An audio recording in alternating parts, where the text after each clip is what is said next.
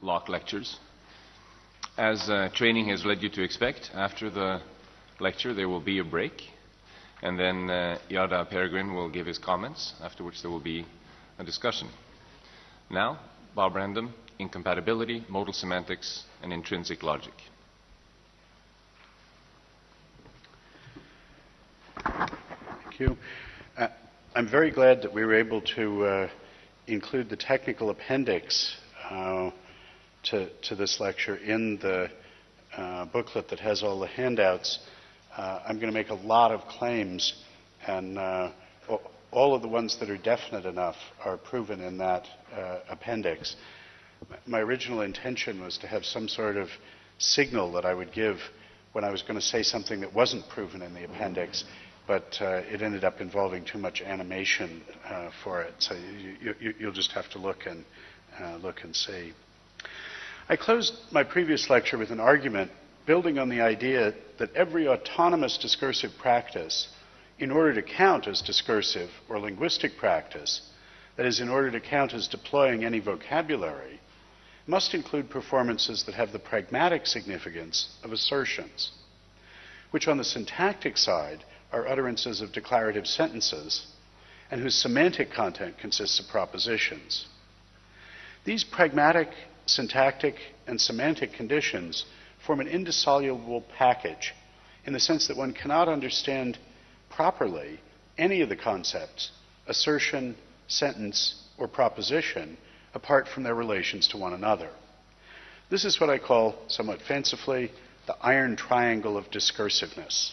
And there's a picture of it on your handout. That's not a meaning-use diagram, that's just a picture.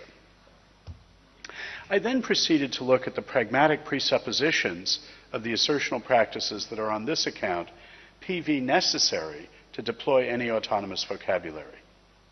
And here my claim was that no set of practices could count as according some performances the pragmatic significance of assertions unless it included practices of giving and asking for reasons.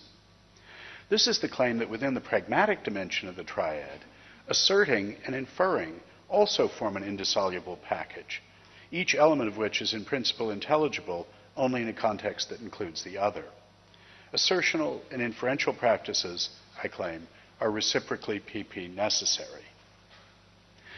I then argued that any constellation of social practices is intelligible in principle as including the giving and asking for reasons, making claims whose status depends on their inferential relations to other claims that are their consequences or have them as their consequences or rule them out, only if it includes the capacity to distinguish two sorts of normative status as part of the pragmatic significance practically attributed to a speech act. To be giving and asking for reasons, interlocutors must practically distinguish, that is, be able differentially to respond to, the sentences to which their interlocutors and they themselves are committed, based on those they're disposed to assert.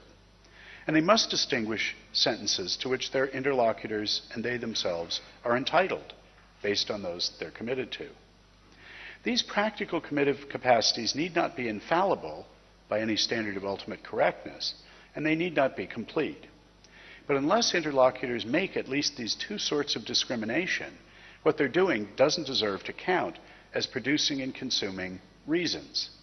Hence not as practically according some performances the pragmatic significance of assertions. Hence not as deploying any autonomous vocabulary. Now, my interest last time was in arguing that these practices or abilities to discriminate commitments and entitlements are, in the terms of the sort of meaning-use analysis I've been developing here, PV necessary for deploying any autonomous vocabulary, and PP sufficient, by algorithmic elaboration, for engaging in practices that are PV sufficient to deploy normative vocabulary, which is VP sufficient to specify those original universally PV necessary practices or abilities. In sum, it was to argue that normative vocabulary, paradigmatically terms like commitment and entitlement, stand in the complex resultant meaning-use relation of being elaborated and explicitating, LX, with respect to every autonomous vocabulary. Whatever the status of that argument may be, my purpose here is to consider a different complex resultant meaning-use relation that the explicitly normative vocabulary of commitment and entitlement stands into other vocabularies of philosophical interest, principal among them being modal vocabulary. The relation I'll focus on is that of one vocabulary being a pragmatic metavocabulary for another. I want to explore a particular construction according to which normative vocabulary can serve as a pragmatic metavocabulary for logical vocabulary, including modal vocabulary, and how in those terms it can be seen to serve as a metavocabulary for semantic vocabulary more generally. Along the way, we'll learn some lessons about logic and modality, and especially about the relation of truth and compositionality to semantics, that I think are of general interest, quite apart from the way they emerge from the particular analytic project that I'm pursuing here. So first I want to talk about incompatibility. The story I told about how engaging in practices of giving and asking for reasons requires the practical differential responsive ability to take or treat somebody as committed and as entitled to the claims expressed by various sentences lets us make sense straight away of two sorts of inferential relations between propositional contents on the semantic side, on the one hand, and corresponding practical dispositions on the pragmatic side, on the other.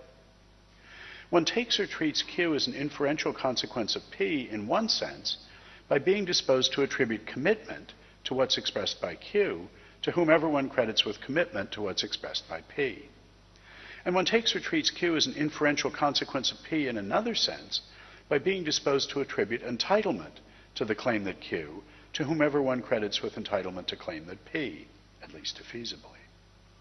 The first sort, commitment-preserving inferential relations, is a generalization to include the non-logical material inferences of obligatory deductive inferential relations. The second sort, entitlement-preserving inferential relations, is a generalization to include the case of non-logical material inferences of permissive inductive inferential relations. For example, anybody who's committed to a plane figure being rectangular is committed to its being polygonal. And the old nautical meteorological homily, red sky at night, sailor's delight, red sky in morning, sailor take warning, tells us that anyone who sees a colorful sunrise is entitled to the claim that a storm that day is probable. But here the reasoning is only probative, not dispositive. The colorful sunrise provides some reason to predict a storm, but does not yet settle the matter.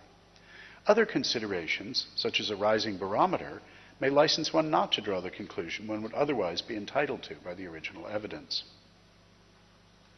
The abilities to take or treat interlocutors, including oneself, as committed or entitled to propositional contents expressed by various declarative sentences are sufficient for the practical responsive recognition of another sort of semantic relation among propositional contents.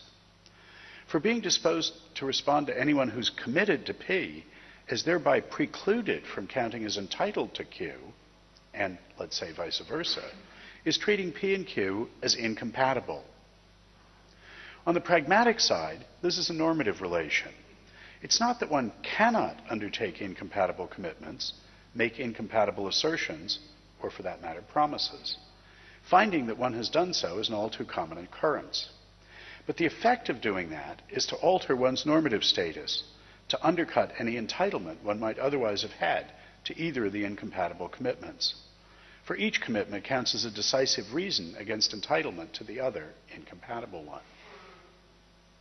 On the pragmatic side, incompatibility can be thought of as a consequential relation like the other two. The incompatibility of P and Q, if S is committed to P, then S is not entitled to Q.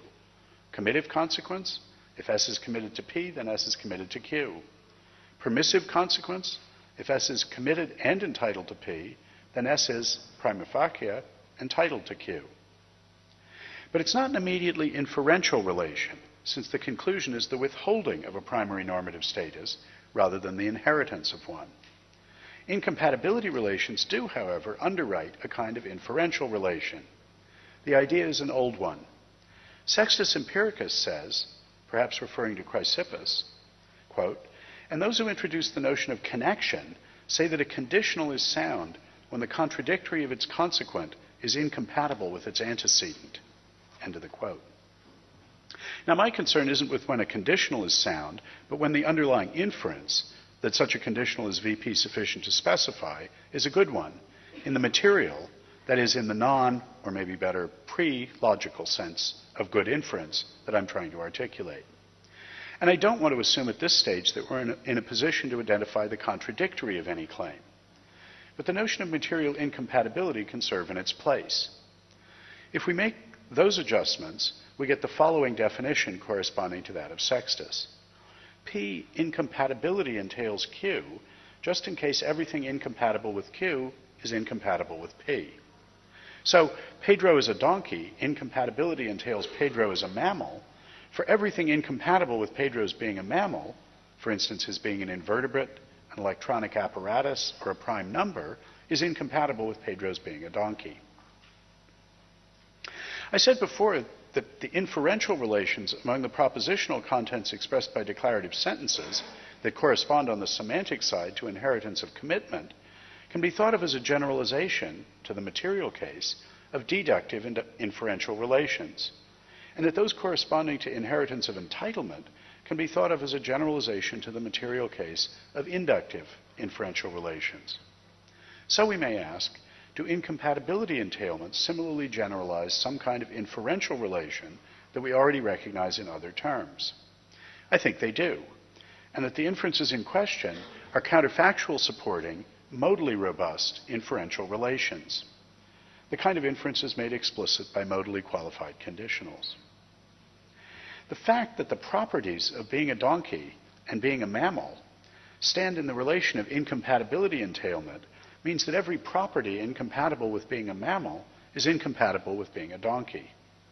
If two properties, such as being a mammal and being an invertebrate, are incompatible, then it's impossible for any object simultaneously to exhibit both. And that means it's impossible for anything to be a donkey and not be a mammal. That's why the incompatibility entailment in question supports counterfactuals, such as if my first pet, which in fact suppose was a fish, had been a donkey, it would have been a mammal. We could say, necessarily, anything that is a donkey is a mammal. On the semantic side, incompatibility is an implicitly modal notion. On the pragmatic side, the normative concepts of commitment and entitlement provide a pragmatic metavocabulary, VP sufficient to specify practices, PV sufficient to deploy that modal notion. That is, they let us say what it is one must do in order thereby to be taking or treating two claims as incompatible. To begin to explore the consequences of this pragmatically mediated semantic relation between normative and modal vocabularies, we may consider the sort of grip on the semantics of expressions, the meanings expressed by deploying vocabularies, that one gets by thinking of their contents in terms of incompatibilities. I argued last time that there's an intimate connection between the conceptual contents expressed by vocabularies and the counterfactually robust inferences that they're involved in. We might hope that a semantic metavocabulary centered on incompatibility would have the right expressive resources to make explicit important features of such contents. And I should say, I'm not going to claim that we can make explicit all the features of the contents, just an important core. One case where we have particularly clear criteria of adequacy for our semantics is logical vocabulary. So I'll be specifically concerned to offer an incompatibility semantics for logical vocabulary. Again, since incompatibility is at least itself an implicitly modal notion, we'll want to see what an incompatibility semantics for modal vocabulary might look like. I mean, here the model is the three phases of the modal revolution that I talked about last time, where first you get Kripke's completeness results, and so a semantics for modal logic. And then second, that's extended to show how that same semantic apparatus can be used to give us an account of intentional logic and a semantics for non-logical expressions. And I'm going to be doing the same thing. So here's a semantic suggestion. Represent the propositional content expressed by a sentence by the set of sentences that express propositions incompatible with it. More generally, we can associate with each set of sentences as its semantic interpretant the set of sets of sentences that are incompatible with it.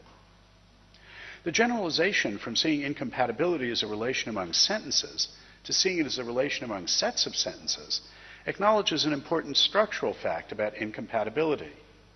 One claim can be incompatible with a set of other claims without being incompatible with any of its members. On the formal logical side, where incompatibility is just inconsistency, P is incompatible with the set consisting of if P then Q and not Q, but not with either individually. And on the side of non-logical content, the claim that the piece of fruit in my hand is a blackberry is incompatible with the two claims that it's red and that it's ripe, though not with either individually, in keeping with the childhood slogan that blackberries are red when they're green. Aiming at maximal generality, I'll impose only two conditions on the incompatibility relations whose suitability as semantic primitives I'm going to be exploring here. First, I'm going to consider only symmetric incompatibility relations. This is an intuitive condition because it's satisfied by familiar families of incompatible properties: colors, shapes, quantities, biological classifications, and so on. Though in principle we could talk about an asymmetric notion where commitment to P precludes entitlement to Q, but it may not be true that commitment to Q precludes entitlement to P. But I'm only going to look at the symmetric version where both those hold.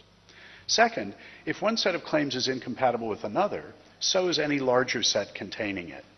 That is, you can't remove or repair an incompatibility by throwing in some further claims. I call this the persistence of incompatibility. If the fact that the monochromatic patch is blue is incompatible with its being red, then it's incompatible with its being red and triangular, or its being red and grass being green. Given any set of sentences, we can then define a standard incompatibility interpretation over that vocabulary as an incoherence partition of its power set that satisfies persistence. Here, I'm going to use the vocabulary so that two sets of sentences are incompatible if and only if their union is incoherent. So we can talk either in terms of incompatibility of sets of sentences or just of incoherence of the union of them. Each such incompatibility interpretation induces an incompatibility consequence or entailment relation in the way that I've already indicated. Being a cat entails being a mammal in this sense because every set of properties incompatible with being a mammal is also incompatible with being a cat. The proposal here is to use incompatibility, which remember is itself introduced by a normative pragmatic metavocabulary of commitment and entitlement, as the basic element of a semantic metavocabulary, and not just for logical expressions, and not just for modal expressions, but for ordinary non-logical vocabulary as well. The semantic interpretant of an object vocabulary sentence is going to be the set of sets of sentences materially incompatible with it. The result is a kind of modal semantics, for incompatibility is a modal notion. Now, the development of modal semantic metavocabularies, in particular the extension of possible world semantics from its initial home as a semantics for modal logical vocabulary to a modal semantics for ordinary non-logical expressions in general, is perhaps the principal technical philosophical advance of the past 40 years. I want to take that hint, but to apply modal vocabulary to semantic projects in a somewhat different way, using the notion of incompatibility to provide a directly modal semantics. By that, I mean one that does not approach modality by beginning with a more basic semantic notion of truth.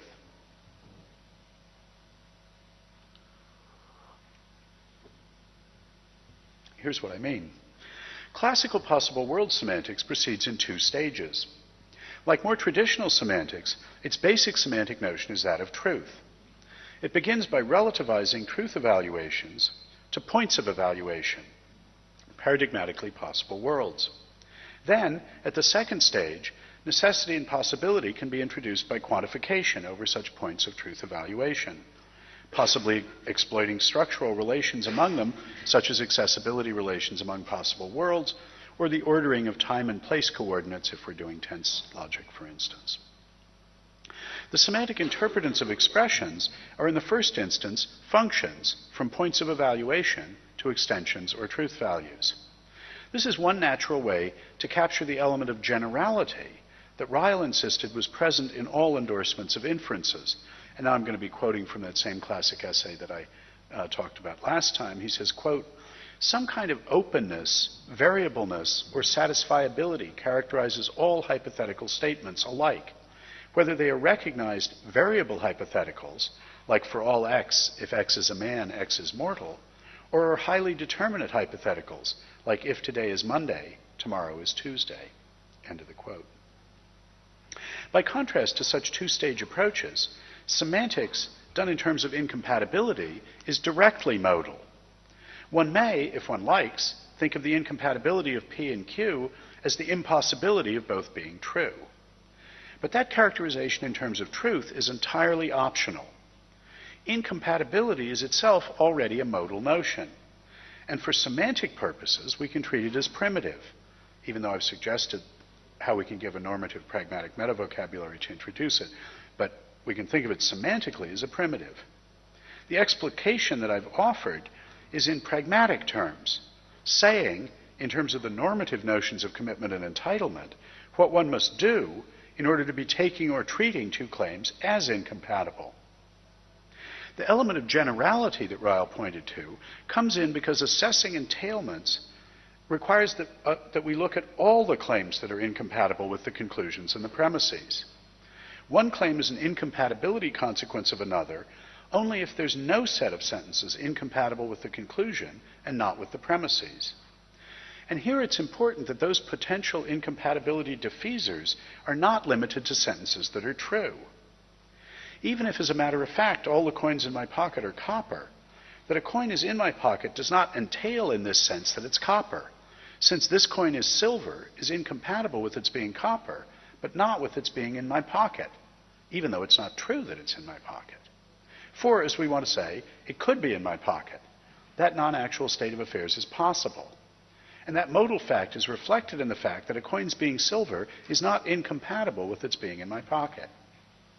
The idea I want to explore is that once we've properly learned the lesson that modality matters in semantics, because counterfactually robust inferences are an essential aspect of the articulation of the conceptual contents of sentences, the way is open to a directly modal semantics, which does not make what now appears as an unnecessary preliminary detour through assessments of truth. Now, this is all very abstract. In order to see incompatibility semantics in action, we should look to the case where the criteria of adequacy of a semantics are clearest, namely to semantics for logical vocabulary. That is, after all, where possible world semantics cut its teeth. The notion of incompatibility can be thought of as a sort of conceptual vector product of a negative component and a modal component. It is non-compossibility. To use this semantic notion to introduce a negation operator into an object vocabulary, we must somehow isolate and express explicitly that negative component. The general semantic model we're working with represents the content expressed by a sentence by the set of sets of sentences that are incompatible with it. So what we're looking for is a way of computing what's incompatible with the negated sentence, and more generally with sets of sentences containing them. Since we don't have any sort of yes-no evaluation of sentences in the picture, not even one that's relativized to points of evaluation, we can't approach negation, as it most often is, as some kind of reversal of semantic polarity. How else might we think about it? Well, incompatible sentences are Aristotelian contraries. A sentence in its negation are contradictories. What is the relation between these? Well, the contradictory is a contrary. Any sentence is incompatible with its negation. But what distinguishes the contradictory of a sentence from all the rest of its contraries? The contradictory is the minimal contrary, the one that's entailed by all the rest. So every contrary of plane figure F is a circle, for instance, F is a triangle, F is an octagon, and so on, entails F is not a circle. blue, green, and yellow all entail not red for monochromatic matches. For any sentence P, we're assuming that we can already pick out all its contraries. That is, all the sentences or sets of sentences that are incompatible with it. And we already have an entailment relation, defined wholly in terms of incompatibility. So we have all the resources needed to say that some other sentence Q is the negation of P, just in case Q is the minimum incompatible of P, the one that's entailed by everything else incompatible with it. Now, it may happen that in some standard interpretation of the vocabulary to which P belongs, there already is such a Q. But we can't count on every sentence already having such a negation in every interpretation. So we need to introduce new sentences of the form NP on the basis of this relation. Inspection of the definition of incompatibility entailment yields the result that NP will be an inferentially minimal incompatible of P if and only if a set of sentences is incompatible with it, just in case that set incompatibility entails P. And that's equivalent to saying that what's incompatible with the negation of P is what's incompatible with every set of sentences incompatible with P. That is, that the incompatibility set of NP is just the intersection of the incompatibility sets of everything incompatible with P. Again, you can see the details of this in the technical appendix that's in your handout.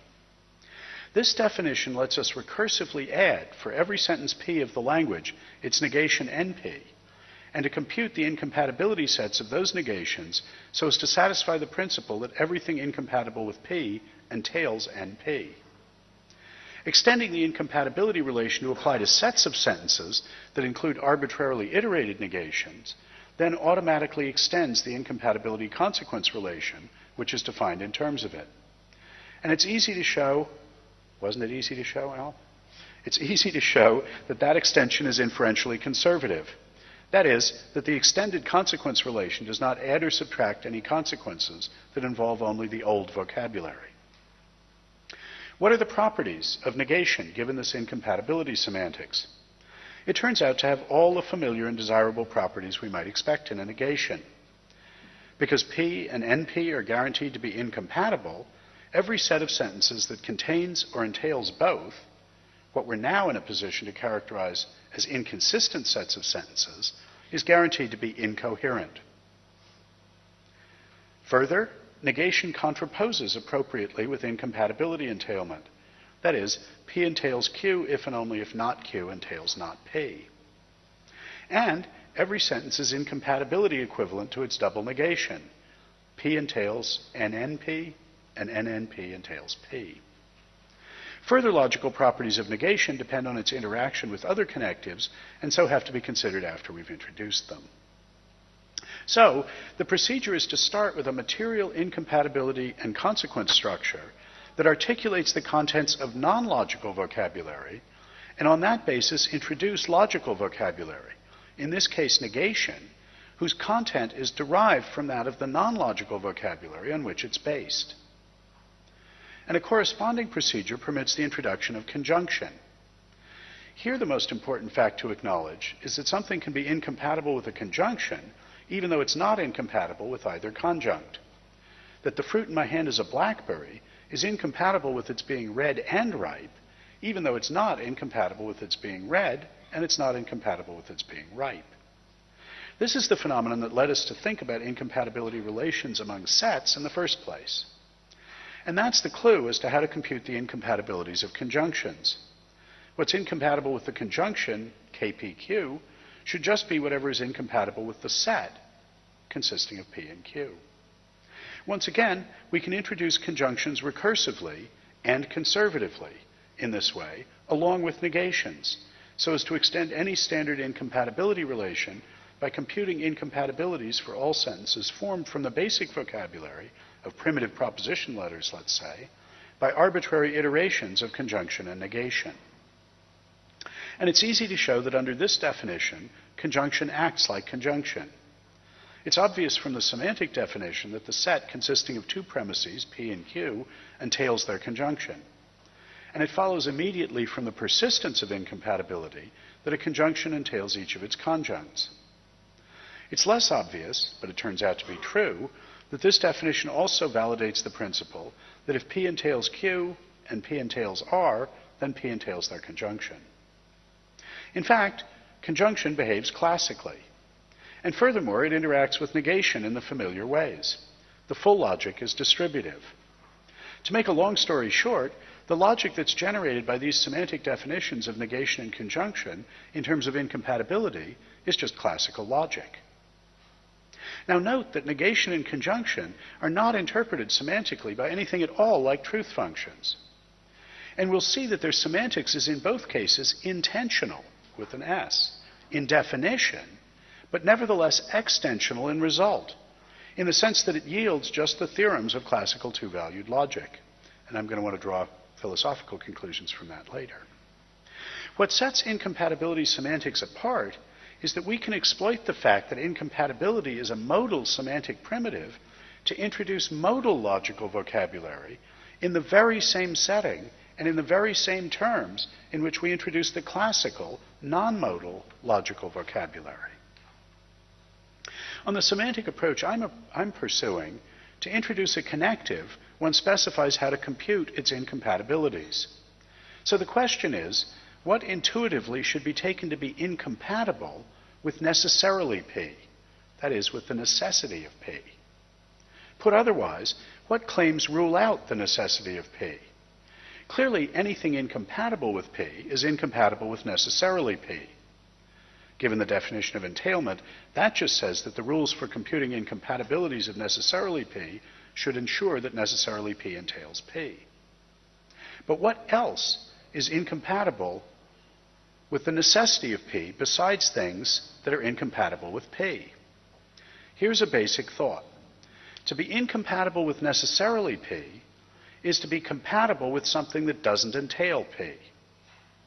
For anything compatible with something that doesn't entail P is compatible with something that doesn't necessitate P, and so leaves open the possibility that P is not necessary. A similar line of thought applies to possibility in relation to incompatibility, permitting us to introduce possibly P as well as necessarily P. Whatever is incompatible with possibly P should be incompatible with P, ensuring that P entails possibly P. But only some things that rule out P also rule out the possibility of P. Which are those? Here's an idea. To be incompatible with possibly P is to be incompatible with everything that's compatible with something compatible with P. For anything compatible with something compatible with P is compatible with something that leaves the possibility of P open. It turns out to be straightforward to show that according to these definitions, possibly P is incompatibility equivalent to not necessarily not P. And necessarily P is incompatibility equivalent to not possibly not P, given the way we've defined negation as the minimal incompatible. So these definitions fit together in just the way we would expect.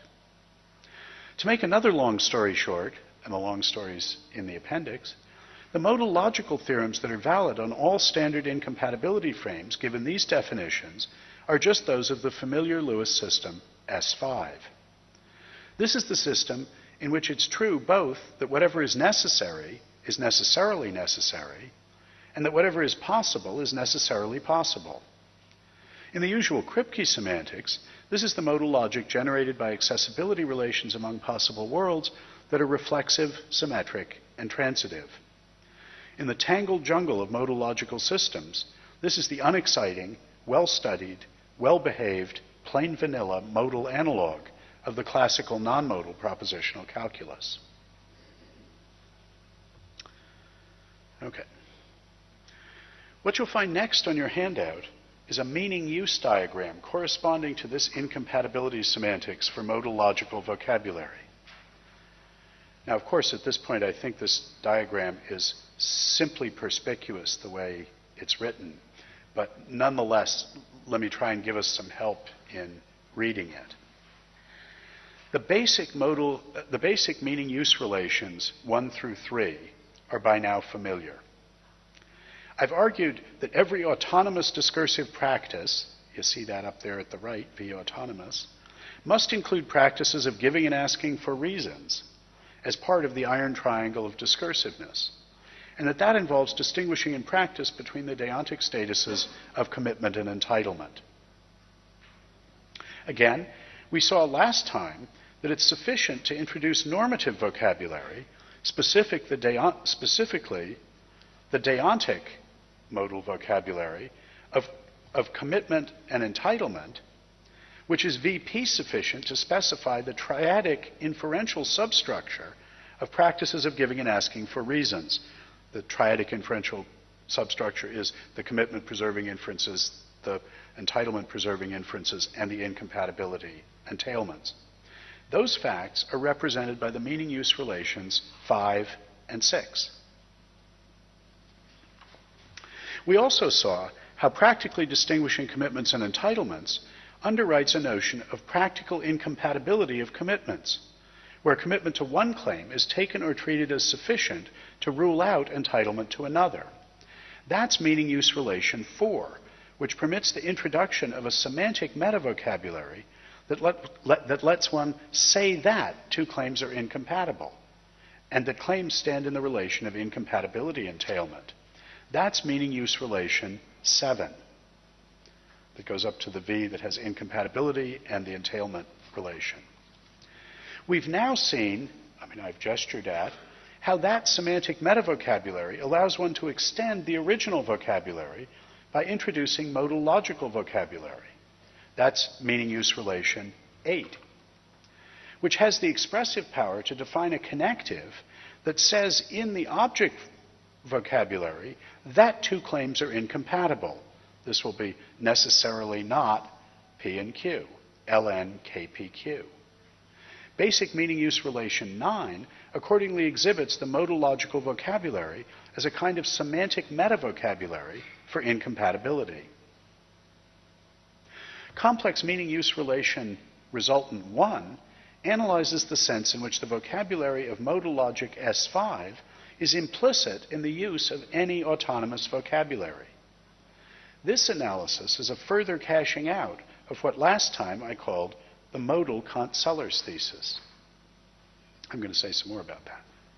Complex resultant meaning-use relation resultant 2 codifies an analysis of the possibility of using incompatibility and incompatibility entailment as a semantic meta-vocabulary for any autonomous vocabulary by representing its content by the set of sets of sentences incompatible with it. And finally, complex resultant meaning-use relation resultant 3 represents a new relation between the normative vocabulary of commitment and entitlement and the modal vocabulary of necessity and possibility. It represents a detailed analysis of a sense in which we could understand Sellers' dictum that the language of modality is a transposed language of norms. When I introduced that slogan in my third lecture, I suggested that the way to fill in Sellers' black box notion of transposition was in terms of the pragmatically mediated semantic relation of providing a pragmatic meta-vocabulary. And I offered the simple meaning-use diagram, that's the next one on your handout, as a representation of this relation. This is the one labeled the language of modalities is a transposed language of norms, which is just the one we saw from language 3.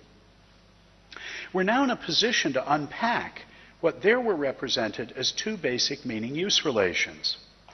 The PV sufficiency of a set of modal practices for the deployment of a modal vocabulary in this simple diagram corresponds to the complex meaning-use relation that's the resultant of basic meaning-use relations 7 and 8 in the meaning-use diagram for modal logic, the more complicated one above.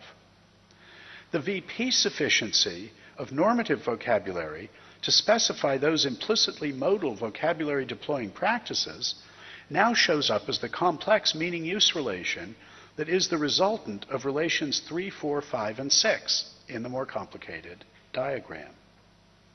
In fact, we ought to include the other basic meaning-use relations that occur in our diagram and identify the resultant representing the fact that normative vocabulary can serve as a pragmatic meta-vocabulary for modal vocabulary in the simple meaning-use diagram, with the complex resultant relation 3 in the more complex meaning-use diagram.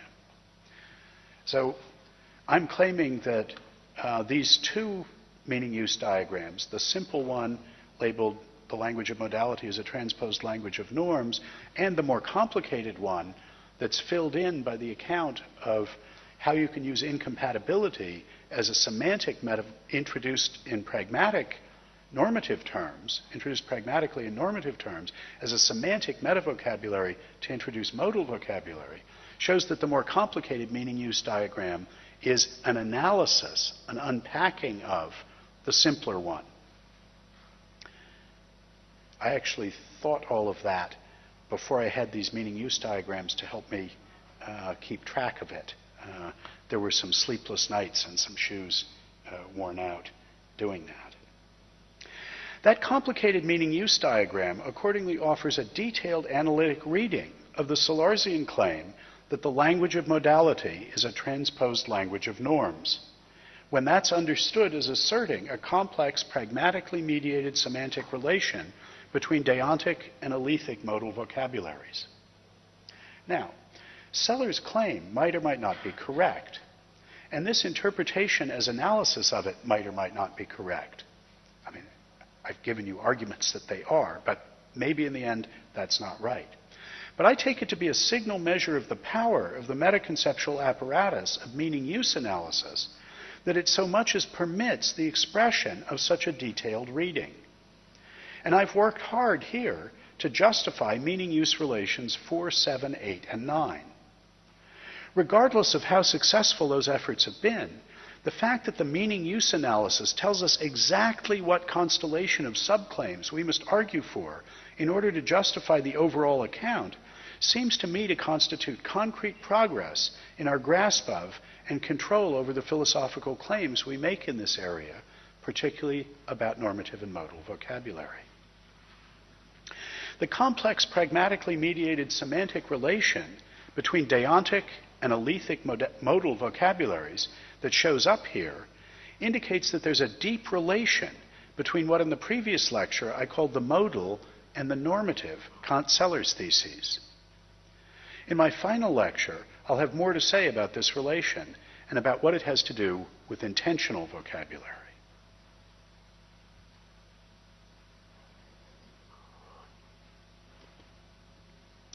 Returning closer to ground level, however, there are two more lessons that I take to be of some potential philosophical significance that can be drawn from the construction of an incompatibility semantics for modal logical vocabulary. The first concerns debates about semantic holism and compositionality. As with the familiar Kripke semantics for modal vocabulary, the metavocabulary in which incompatibility semantics is conducted is entirely extensional. The semantic interpretants of sentences and theories or sets of sentences are just sets of sentences. And the semantic interpretants of logically compound sentences are computed by purely set theoretic operations on those sets. Also, as with the Kripke semantics, this is possible because an overtly modal semantic primitive is appealed to. In the Kripke case, that of accessible possible world, and in this case, incompatibility. One principal difference that I think is not trivial is that I've offered a normative, deontic, pragmatic metavocabulary in which to say what you have to do to deploy the modal semantic primitive of incompatibility, and hence eventually the modal operators that are semantically defined in terms of it. Now, the operators defined by the extensional incompatibility semantics are strongly intentional, with an S, however. We've noticed that one cannot, in general, compute the incompatibilities of a conjunction from the incompatibilities of the conjuncts. For something can be incompatible with a conjunction without being incompatible with either of its conjuncts. And things are much worse with negation. The two commitments to defining P as incompatibility entailing Q, just in case everything incompatible with Q is incompatible with P, and to understanding the negation of P as its inferentially weakest incompatible, that is, as what's incompatibility entailed by everything incompatible with P, together have as a consequence that to be incompatible with not P is just to be in the intersection of the incompatibility sets of everything incompatible with P. But that means that we can hold fixed what's incompatible with P and by varying the incompatibility sets of some of those elements, alter the incompatibility sets of not P. And it follows that in each incompatibility interpretation, the semantic value of not P is not determined by the semantic value of P alone, but only by it together with the semantic values of a lot of other sentences not mentioned in the formula, namely those incompatible with P. Maybe it's less surprising that the incompatibility definitions of what's expressed by necessity and possibility are also intentional, in much the same sense that negation is. So, for instance, what's incompatible with possibly P is what's incompatible with everything compatible with something compatible with P. Once again, we can fix the semantic interpretant of P, its incompatibility set, and still vary the semantic interpretant of possibly P by varying the semantic interpretant of things compatible with what's compatible with P. And the same phenomenon is exhibited by the incompatibility definition of necessarily P. And that is to say that the classical and modal logical connectives, as semantically interpreted by incompatibilities, do not have the semantic subformula property. That is, it's not the case that the semantic interpretants of logical compounds formed by applying those connectives is a function of the semantic interpretants of their components, the components to which the connectives are applied. It's not possible to compute the semantic values of arbitrary logical compounds of primitive sentences just from the semantic values of the sentences and the connectives from which they're formed. Another way to put this point is that the incompatibility semantics for these connectives is not compositional. It is, in this precise sense, a holistic semantics, in that what's incompatible with, and hence an element of the semantic value of, not P, or necessarily P, or possibly P, depends on what's incompatible with, and hence on the semantic value of, other sentences Q that are linked with P in that they're compatible or incompatible with it, or incompatible with something that entails it, or compatible with something compatible with it. The holistic character of incompatibility semantics, whether for logical expressions such as not, or material non-logical ones such as triangular, is a result of its codifying the, so to speak, horizontal dimension of semantic content, the one that's articulated by the relation of sentences to each other, rather than the vertical dimension, which consists in their relation to things that are not themselves sentences. Now, it's widely believed, and it's been particularly forcefully argued, for instance by Jerry Fodor, that no holistic semantics can account either for the projectability of language or for its systematicity, and hence not for its learnability. That is, it's argued that only on the assumption that semantics is compositional can we account first for the determinateness of the semantic values of an indefinite number of novel compounds of simple expressions, that's the projectability. Second, for the fact that wherever some syntactic combination of those simple expressions have semantic values, so do others systematically related to it, that's its systematicity. And third, for the fact that speakers of a language can produce and understand an indefinite number of novel compounds, systematically related to one another by their modes of formation, upon mastering the use of the simple expression and the modes of formation. That's learnability. So the argument has been you can't have any of that if you don't have a compositional semantics, one that satisfies the semantic subformula property. But I think we're now in a position to see that those arguments cannot be right. They depend on systematically overlooking the possibility of semantic theories that have the shape that the incompatibility semantics for classical and modal logical vocabulary we've been considering has. For, and this is the key point, although that semantics is not compositional, it is fully recursive. The semantic values of logically compound expressions are wholly determined by the semantic values of logically simpler ones. It's holistic, that is non-compositional, in that the semantic value of a compound is not computable from the semantic values of its components. But this holism within each level of constructional complexity is entirely compatible with recursiveness between levels. And this is not just a philosophical claim of mine. The system, the up-and-running system I'm describing, allows us to prove it. In this context, proof is the word made flesh. The semantic values of all the logically compound sentences are computable entirely from the semantic values of less complex sentences. It's just that one may need to look at the values of many, indeed in the limit, all the less complex sentences, not just the ones that appear as the subformulae of the compound whose semantic value is being computed. The semantics as recursive is projectable and it is systematic, in that semantic values are determined for all syntactically admissible compounds of arbitrary degrees of complexity. It's learnable, at least in principle, putting issues of contingent psychology aside, in the ideal sense we've been working with. For the capacity to distinguish the incompatibility sets of primitive propositions is, in the context of the semantic definitions of the connectives, in terms of incompatibilities that I've offered, PP sufficient by algorithmic elaboration for the capacity to distinguish the incompatibilities of all their logical, including their modal logical compounds, and hence for the practical capacity to distinguish what's a consequence of what for all those complex sentences. What semantic projectability, systematicity, and learnability in principle require then is not semantic atomism and compositionality, but semantic recursiveness with respect to complexity. And that's entirely compatible with the semantics being holistic, in the sense of lacking the semantic subformula property, which is the hallmark of atomism and compositionality. And again, the argument for this claim is not merely the description of an abstract possibility. Oh, what if there could be a system that worked the following way? The incompatibility semantics for logical vocabulary provides an up-and-running counterexample to the implicit assumption that semantic recursiveness is achievable only by compositionality. Having compound expressions exhibit the semantic subformula property turns out to be only one way of securing semantic recursiveness.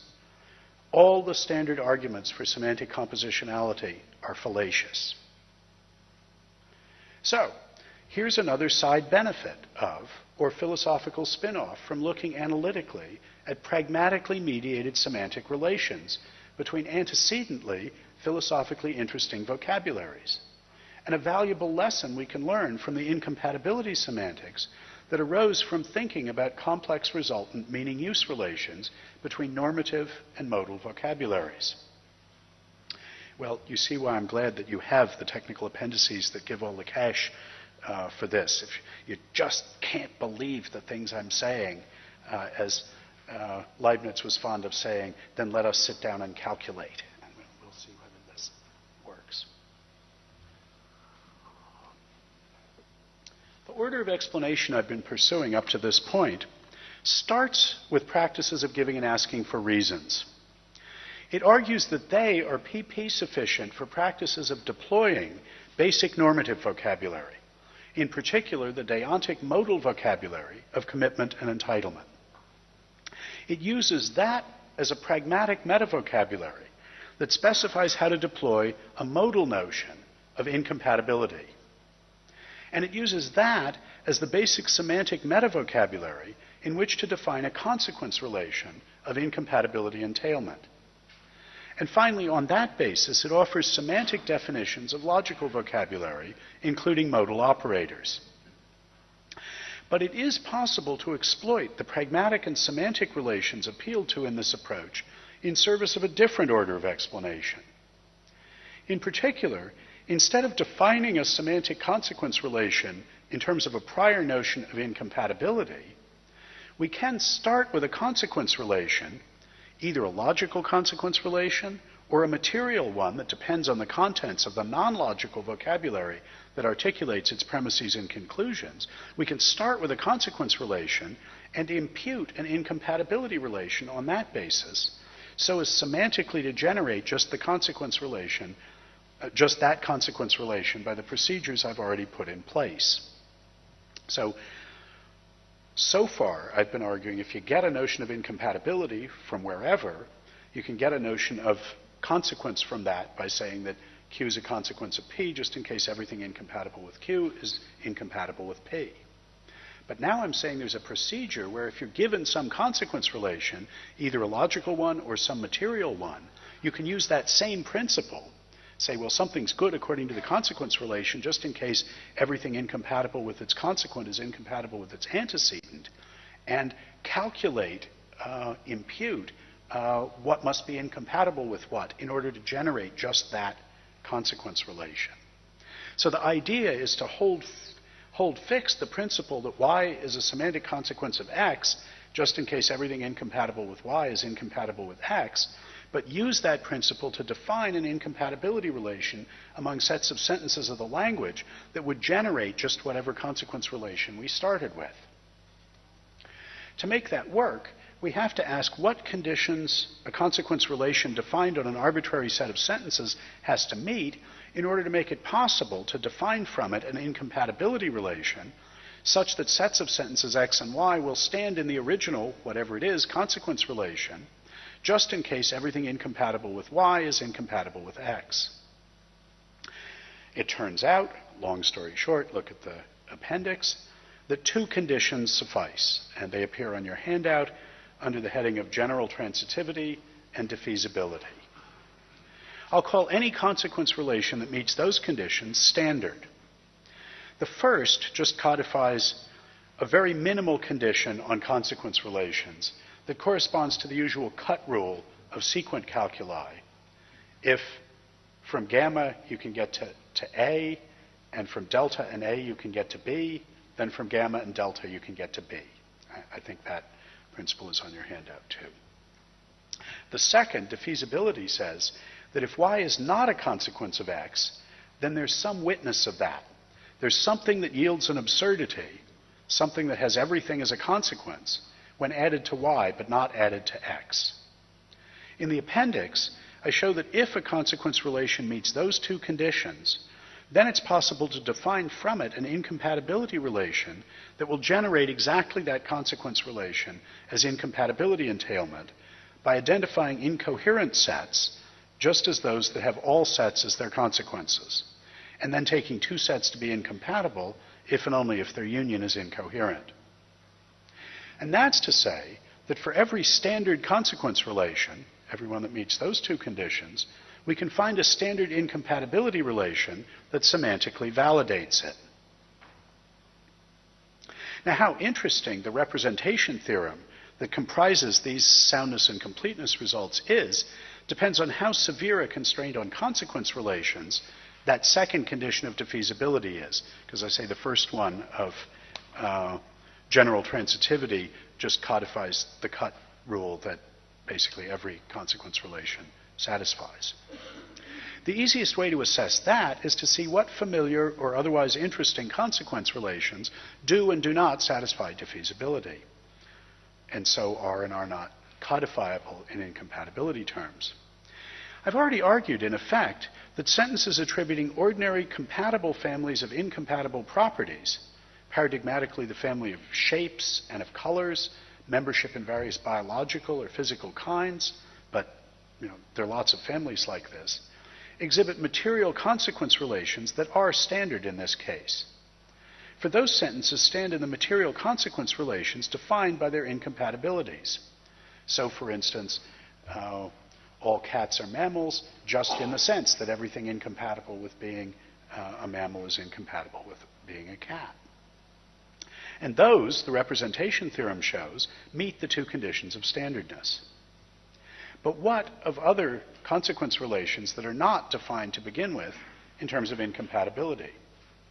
Well, the consequence relations we understand best are logical consequence relations, defined on logical vocabulary by various sets of axioms concerning derivability. Perhaps at this point it'll come as no surprise that the consequence relation characteristic of classical logic is standard in this sense. So, in that setting, a set of sentences can be taken to be incoherent just in case it's formally inconsistent, in that for some p, both p and not p can be derived from it. Any superset of an inconsistent set is inconsistent, and from an inconsistent sets one can derive everything. So treating two sets as incompatible just in case their union is inconsistent then yields the classical consequence relation under our usual definition of semantic incompatibility entailment. And this result will hold for first-order quantificational calculus just as it does for classical propositional calculus. The consequence relations of both logics are standard, and so can be completely codified semantically by incompatibility relations. Logically inconsistent sets play just the same role in the consequence relation in the standard Lewis modal systems, such as S4 and S5, as they do in the classical logic on which they're based. So these too are standard consequence relations, and so, our representation theorem shows, semantically codifiable as incompatibility entailment relations. Now, the observation with which I want to close is this. Our representation theorem shows that any consequence relation that meets the conditions of standardness, whether it be a material or a logical consequence relation, can be codified by a standard incompatibility relation definable in a natural way from that consequence relation. And we've seen earlier that any standard incompatibility relation has a logic whose non-modal vocabulary behaves classically and whose modal vocabulary is S5, in the sense that the natural semantic definitions of such vocabulary in terms of incompatibility yields that logic, classical S5. Putting those results together, we can say that in this precise sense, S5, whose non-modal fragment is just classical logic, is the logic intrinsic to standard incompatibility relations, and hence to standard consequence relations.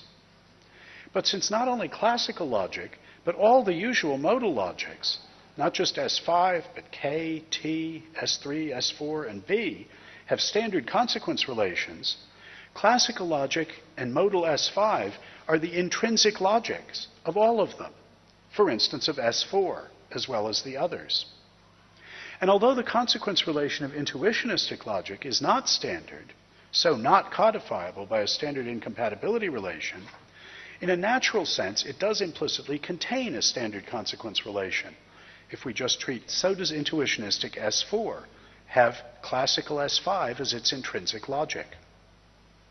Relevance logic aside, the logic that is in this sense intrinsic to the consequence relation of almost all familiar logics is S5.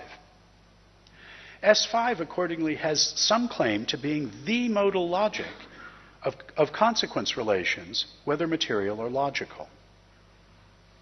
Now, the very concept of a logic that's intrinsic to the consequence relation characteristic of some vocabulary, whether logical vocabulary or not, is the concept of a new kind of semantic relation between vocabularies. No one's ever talked about this relation before.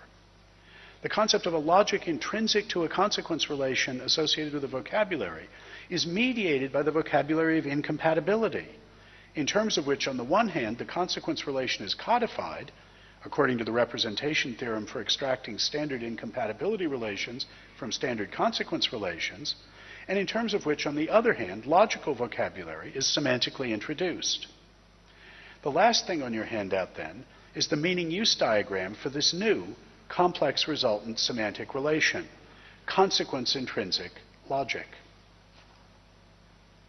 I've been concerned to fill in the three sets of practices that implement that basic VV sufficiency relation, in terms of which the relation of intrinsicness of a logic to a vocabulary is the resultant. Those are imputing a standard incompatibility relation from a standard consequence relation, which is P1, defining incompatibility entailment in terms of that incompatibility relation, P2, and semantically introducing logical vocabulary, including modal vocabulary, in terms of incompatibility, which is P3. The complex resultant meaning-use relation this constellation of basic meaning-use relations defines is a semantic relation, being the intrinsic, one vocabulary being the intrinsic logic of another, that apart from this methodology of meaning-use analysis, we would never have been in a position to notice or pick out. The relation between logical vocabularies and other vocabularies that obtains when the logical vocabulary is intrinsic to the consequence relation characteristic of the other vocabulary. So here we have something brand new that we could only find by using the tools of meaning-use analysis.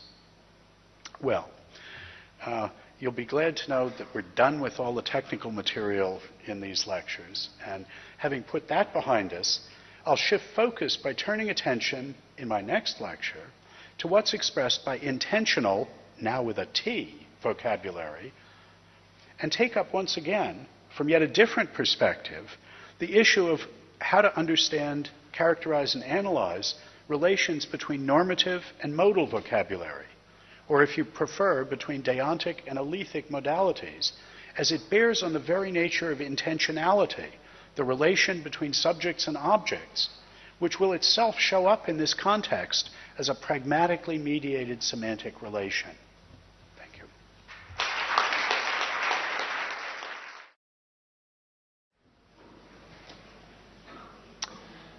And now Yada Peregrin will comment on Bob's lecture, and then when he's finished, the floor will be open for discussion.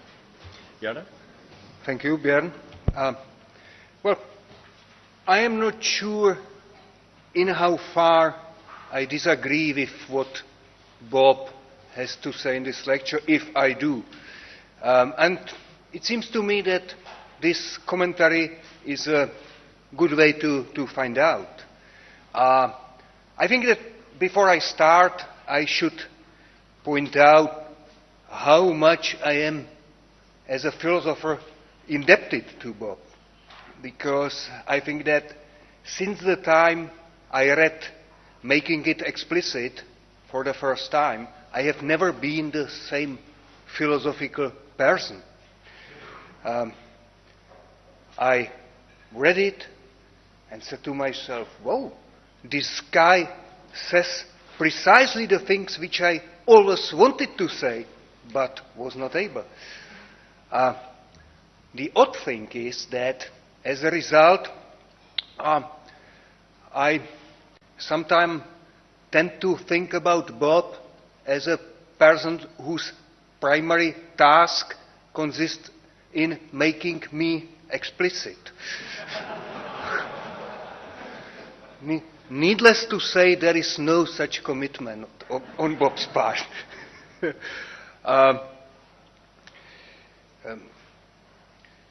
Well, the trouble is that when sometimes I undergo the painful exercise of trying to make me explicit myself, I find myself saying things which are not quite identical with what Bob says. And I tend to think, he should not be saying this. Of course, it's probably the our way around.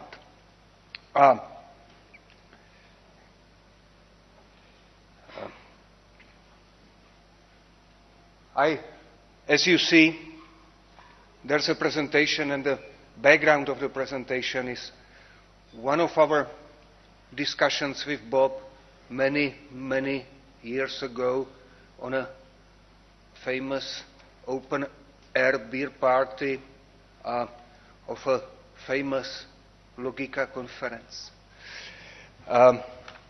Okay.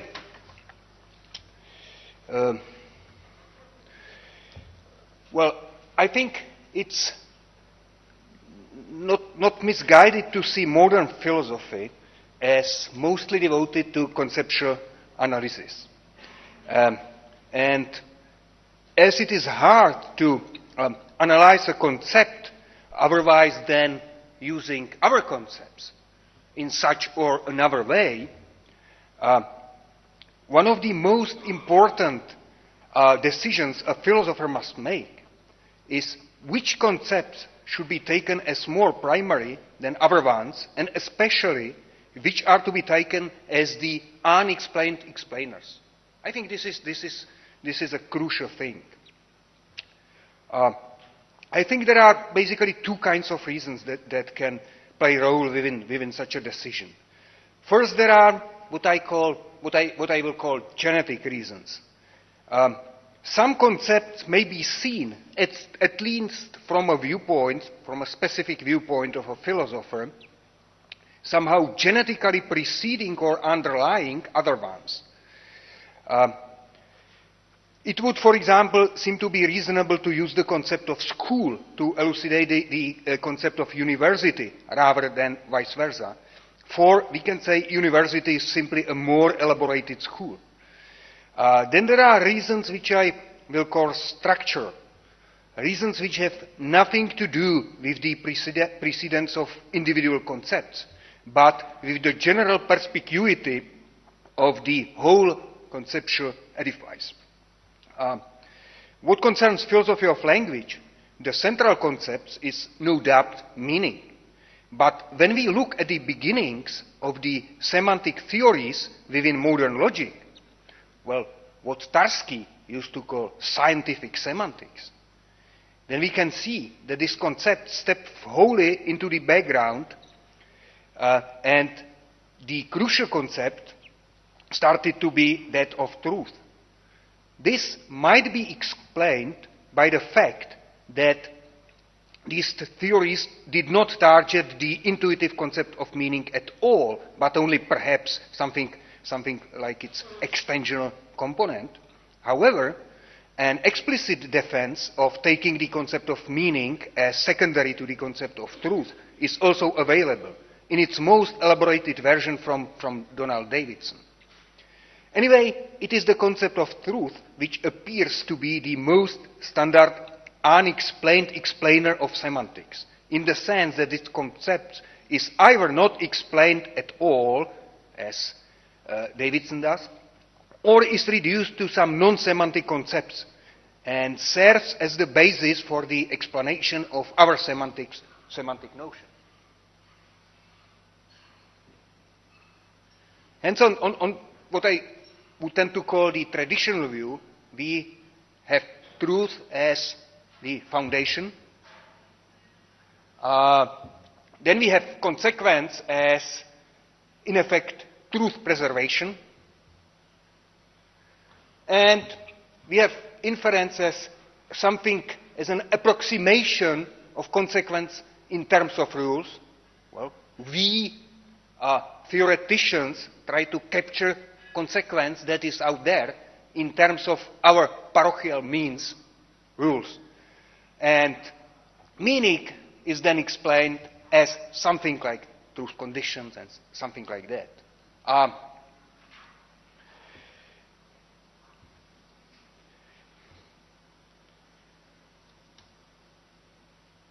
Now,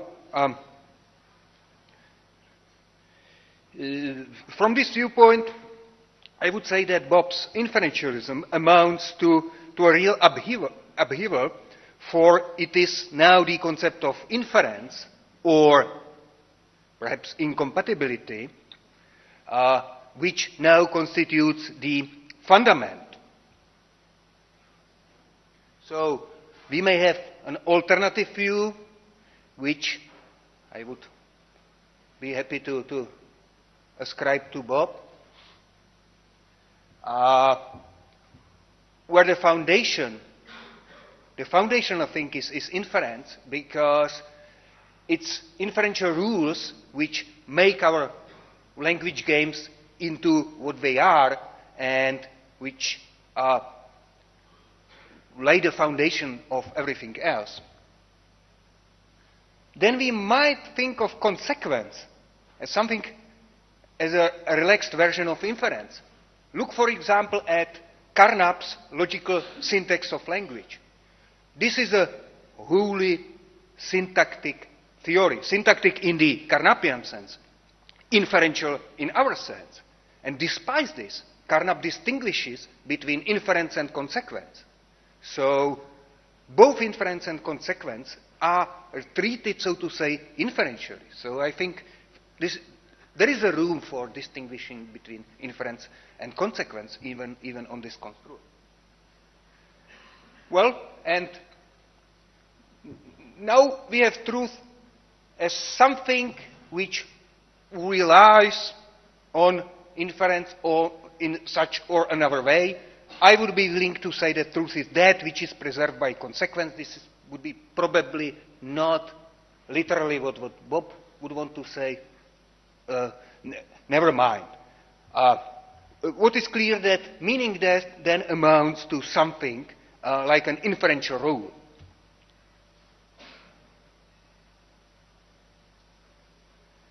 Now, there are, of course, many questions connected with this view, and I have selected two questions which I find interesting and which I would like to say a few words about. The first question is, if we take inference or incompatibility as an ultimate unexplained explainer, what we reach doesn't seem to be an attractive result.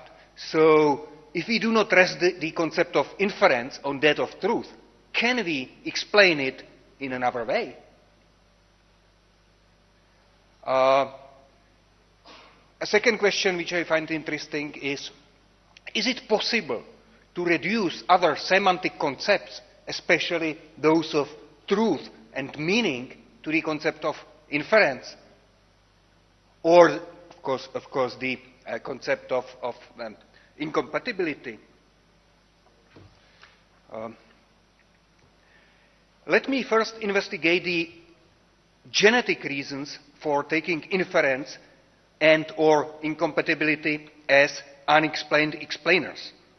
Let me take for granted what Bob argued for in the preceding lectures, namely that the core of any linguistic practices, well, the downtown of the town of language, is the game of giving and asking for reasons.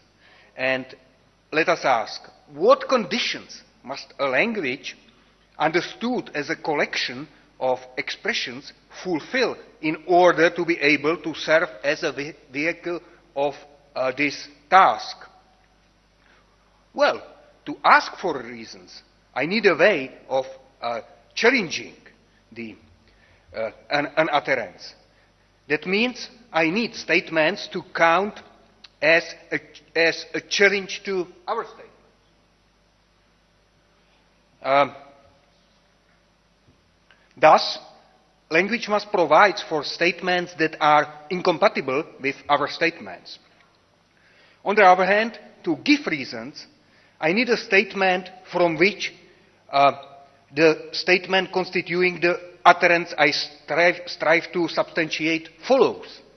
Hence, language must provide statements that are correctly inferable from our statements.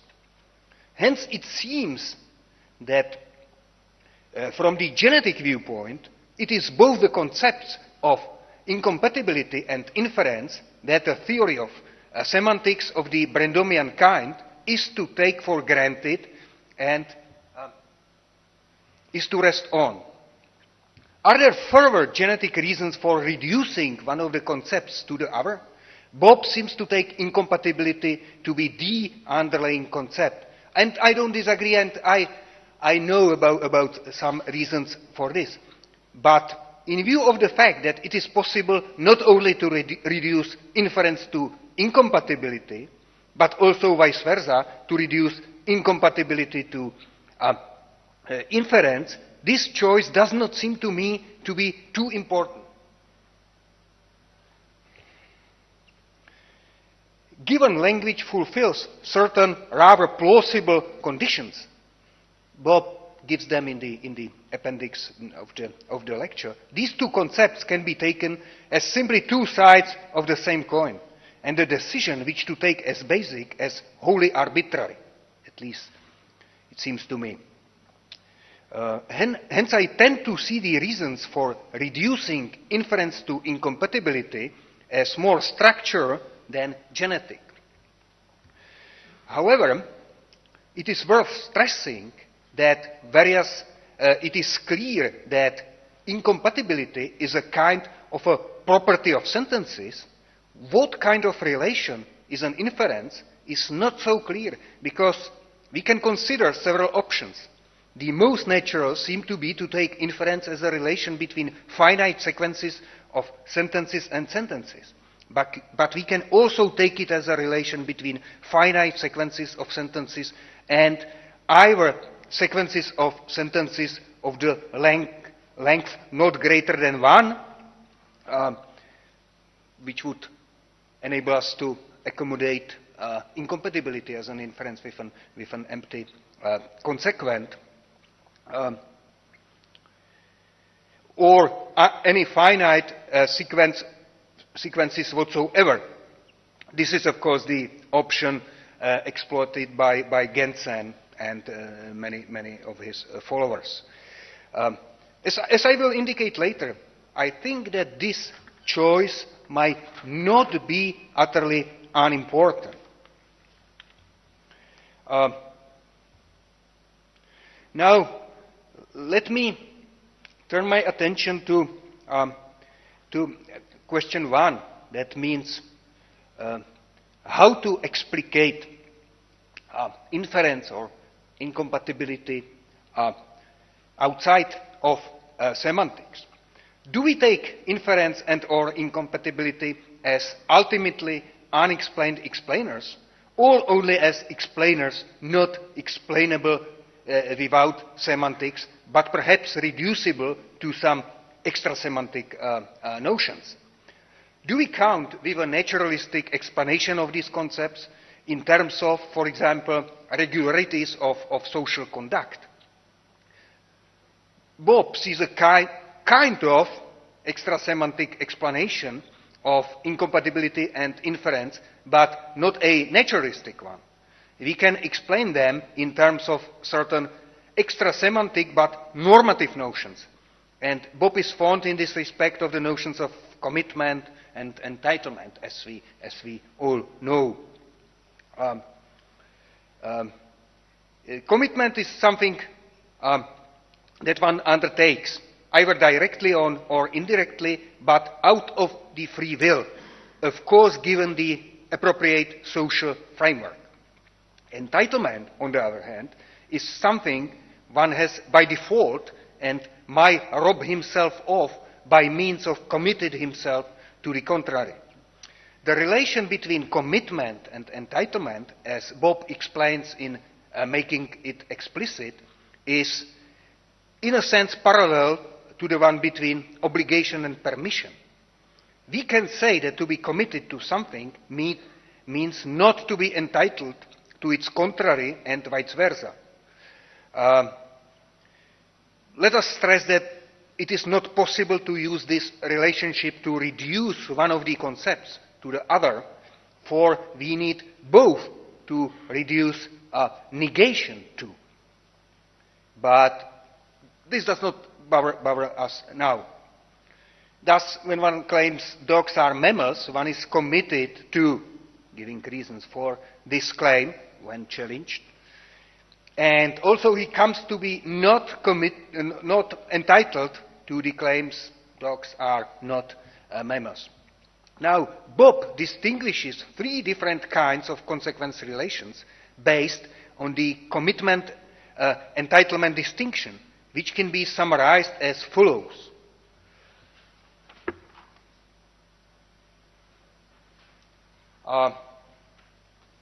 A commitment entails B if whoever is committed to A is committed to B.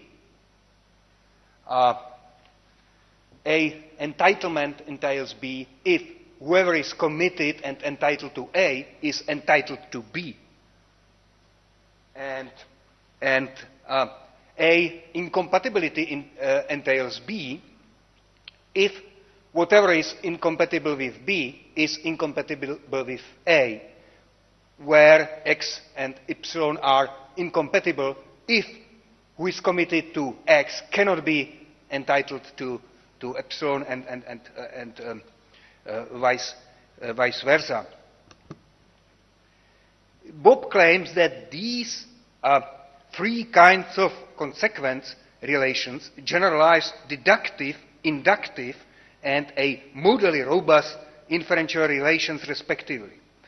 And here it is that I would need some more explanation. Not only that I do not see the allegiance of the 3 varieties of consequence to the 3 types of inferential relations, but I do not even see why the 3 varieties should amount to different relations. To sort things out, I presented sort of a proof that the relations are equivalent. I'm sure that it looks like a proof only because I have allowed myself some steps which I should not have allowed myself. But I think it might be useful to point out which are the steps that are unavailable. Let me do this only very quickly. Suppose that A entailment entails B, then whoever is committed to A and is not committed to non-A is thereby not committed to non-B. Well, we presuppose that we have negations of statements, but I think that if we are working with a developed language, there is no problem with assuming this. Hence, whoever is committed to A and to non-B is thereby committed to non-A. Hence, A and non-B commitment entails non-A, and hence by contraposition A commitment entails B. Well, maybe it's not possible to use contraposition here. Maybe that might be the problem, but I don't know whether this is the case. And similarly, assume that A incompatibility entails B. Hence, every C incompatible with B is incompatible with A. In other words, every C such that the commitment to C blocks the entitlement to B is such that the commitment to C also blocks the entitlement to A. Hence, every C such that the commitment to C brings about the commitment to non-B is such that the commitment to C brings about the commitment to non-A. Hence, for every C, if C commitment entails non-B, then C commitment entails non-A. Hence, again by contraposition, if B commitment entails non-C, then A commitment entails non-C, which gives us, using some very modest assumptions about the inference relation, that A commitment entails B. Again, I think that most probably I did some steps which are not allowed. Now, what seems to me to be a very interesting question is the question 2. That is the question of the possibility of explaining other semantics concepts, especially the concept of truth in terms of inference and or incompatibility. Here I will propose pursuing a line that might be not quite Brandomian. At least I am not sure that it is compatible with the official Bob's pro-sentential approach to truth. Let me accept the plausible thesis that inference is a matter of truth preservation, but now put on its head, or as I am fond of seeing it, from its head on its feet, in the sense that we do not say that inference is what preserves truth, inference or consequences, what preserves truth, but rather that truth is what is preserved by inferences. This opens up the following question: what kind of relation between sequences of statements and statements can be reasonably seen as preserving something? It seems to me to be interesting that if this question is put into a form precise enough to be answered, it turns out that what a relation must fulfill are precisely the well-known Gensen's structure rules. More precisely, if we assume that on the most general level, the possessment of a semantics by a language is the matter of the ability of the language, so to say, metaphorically say, sort out truth valuations into acceptable and non-acceptable, which in a sense is very close to sorting sets of statements into compatible and well, into coherent and incoherent.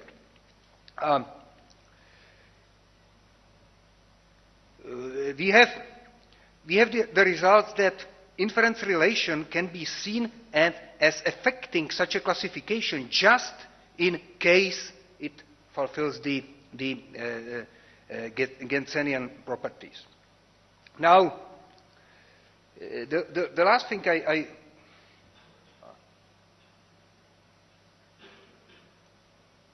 have slightly forgot about the PowerPoint.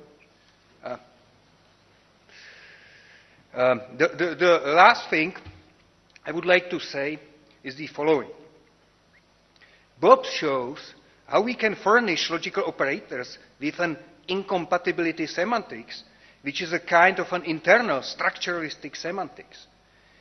It semantically characterizes an expression in terms of its position within the incompatibility structure of language. This gives shape to the idea that meaning of an expression is its inferential role. Well, again, let me add that as inference can be reduced to incompatibility, inferential role can be reduced to incompatibility role, and of course we could do also directly the corresponding incompatibility semantics. Bob considers three logical operators: negation, conjunction, and necessity. This seems to be a reasonable choice, for we know that all possible classical extensional operators can be built out of negation and conjunction, and that necessity can ground the non-extensional superstructure.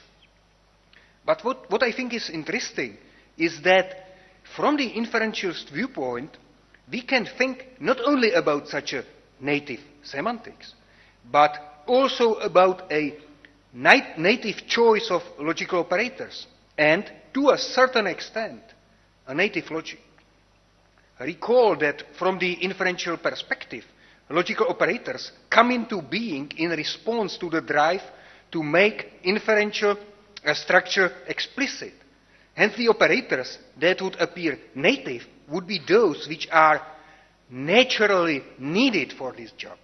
It is clear that due to the vagueness of the naturally needed, we cannot hope to reach reasons for favoring one particular logic over all others. But we may hope to reach reasons for seeing some logics as better than some others.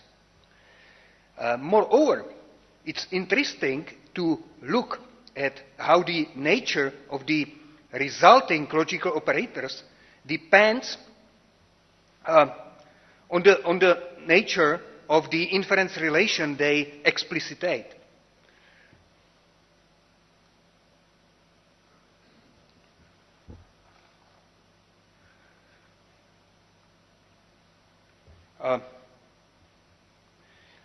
Here it is that the exact nature of the way we construe inference, whether as a single conclusion relation or a multiple conclusion one, and whether as a relation complying with all the usual structure rules, plays an important role. The point is that various versions of this construal may lead to constants corresponding to various logics. For example, if we consider a structurally normal and single conclusion inference, what we get is intuitionist logic, whereas when we stick to its multiple conclusion generalization, we get classical logic. Hence, if it is the single conclusion and structurally normal relation of inference that we take from standard, which seems to me we have good reasons for, then it is intuitionistic logical operators that we must take as, in my sense, native for from the inferentialist viewpoint.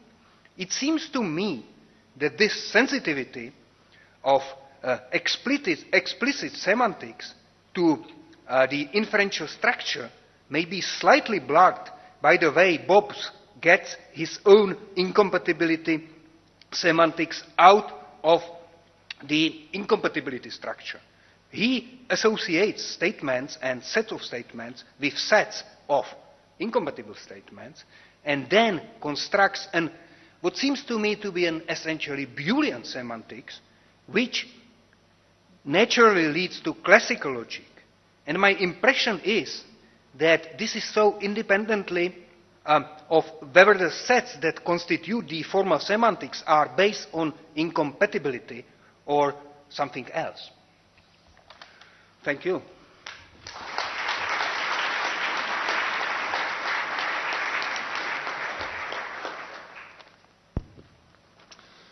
Bob, would you like to respond? Yeah, I don't have very much to say to Yarda's comments. I mean, he and I agree in having the idea that what we might call Frege's principle, connecting the goodness of an inference with truth, the principle that a good inference should preserve truth. The good inferences are the ones that preserve truth. Which certainly Frege's idea was to start off with the notion of truth and use that to define goodness of inference, and that's been the way the tradition has exploited that principle, that it can usefully be turned, well, either on its head or right up on its feet. It can be exploited in the opposite direction to get some aspect of this property, truth, and think about it as what's preserved by good inferences. At that point, I go pragmatic and think about what's preserved by inferrings as being commitment. Well, and then entitlement, and then we can think about the incompatibilities, but in the first instance, think about the activity of inferring as the key to deciding what direction to exploit this principle in. Why should you pick one as a primitive rather than the other, truth, inference? Well, for me, I was interested not just in formal semantics, which I understand as a discipline where you decide what your semantically relevant whatsits or semantic interpretant is and assign them arbitrarily to primitive expressions, and then investigate the rules for computing or otherwise determining semantically relevant whatsits or semantic interpretants to associate with more complex expressions. I think that's an important part of mathematics. But I was interested in philosophical semantics, and so I was interested in that very first step, when you decide what a semantically relevant whatsits is, what a semantic interpretant is, and how it gets associated with primitive expressions. And here we're being offered alternatives. Well, should we think about semantics now philosophically, not formally? Formally, we can go back and forth. Should we think about it in terms of inference or in terms of truth? And it seemed to me, from a pragmatist point of view, if we're thinking about the pragmatics, inferring is something you do. That's actually making a move. And that seemed to me the best reason to start with that fact about the pragmatics seemed to me the best reason to start one's semantics with a notion of inference rather than of truth, and then think about what sort of status corresponds to that. And it seemed to me that transposed into a pragmatic key, that we should look at commitment as what's preserved by inference. What kind of commitments? Well, the commitments undertaken in assertions. So the fundamental issue was one of what kind of commitment are you undertaking in assertion that is preserved by moves of inference, so that if you're committed to the one claim, to the antecedent to the premises, you're committed to the conclusion. So my thought was that the way to break the symmetry between the formal symmetry between inference and truth is to move outside the semantics and look at the pragmatics. In my discussion in the lecture here, I emphasize incompatibility to begin with and understand inference in terms of that. But by the end, I'm showing that you can start with a consequence or an inference relation and impute incompatibility. What turns on this difference? Well, various philosophers have had different views about this. One of them who has an interesting view is, of course, Hegel. I take it that his notion of mediation just is the notion of material inferential relations, that the language of mediation, which is a traditional logical notion, comes from the role that a middle premise plays, that a middle term plays in an Aristotelian syllogism in getting you from a premise to a conclusion. And his idea was that it's that role that determinate concepts can play that defines their content. But he also had a notion of determinate negation, which I take to be just the notion of material incompatibility. It's a striking thing about Hegel's metaphysics that he clearly takes determinate negation to be a more metaphysically and logically fundamental notion than mediation. He thinks of what it is to have a determinate thought according to the Spinoza's principle omnis determinatio est negatio, every determination is a negation. Something is determinate in terms of having boundaries, having things that it excludes. He thinks of it having a determinate thought in terms of what other thoughts it excludes. Well, now this is something that will come up in my final lecture. And then thinks of the world, determinate states of affairs, also in terms of what they exclude. And I'll be talking about the relation between the sort of normative notion of exclusion on the side of commitments, the subjective side of commitments, and modal exclusion on the objective side of states of affairs. That's going to be the theme of the final lecture. But Hegel never, I think, actually says why he thinks determinate negation is a more fundamental structure than mediation. Negation, that's what makes thought and the world determinate, intelligible, that's what articulates conceptual structure. Well, I just point out the basic idea of the incompatibility semantics is that you can define material inferential relations in terms of material incompatibility relations. You can say that the inference from P to Q is a good one, in a sense defined by material incompatibility, by determinate negation, just in case everything incompatible with the conclusion is incompatible with the premise. Now, Hegel never says that. He just understands conceptual content as articulated both in terms of material incompatibility and material inference. But here I think we can help him out. Here's the principle according to which, if you thought that determinate negation, material incompatibility was the fundamental notion, here's how to get inference out of it. So I tend to read Hegel that way. I don't think we should do it that way because Hegel did it that way. This is just a way to understand something about him. Now, Yarda asks the sensible and important question about what the relationship is between the three kinds of inference that I talk about, the commitment-preserving inference, the entitlement-preserving inference, and the incompatibility entailments.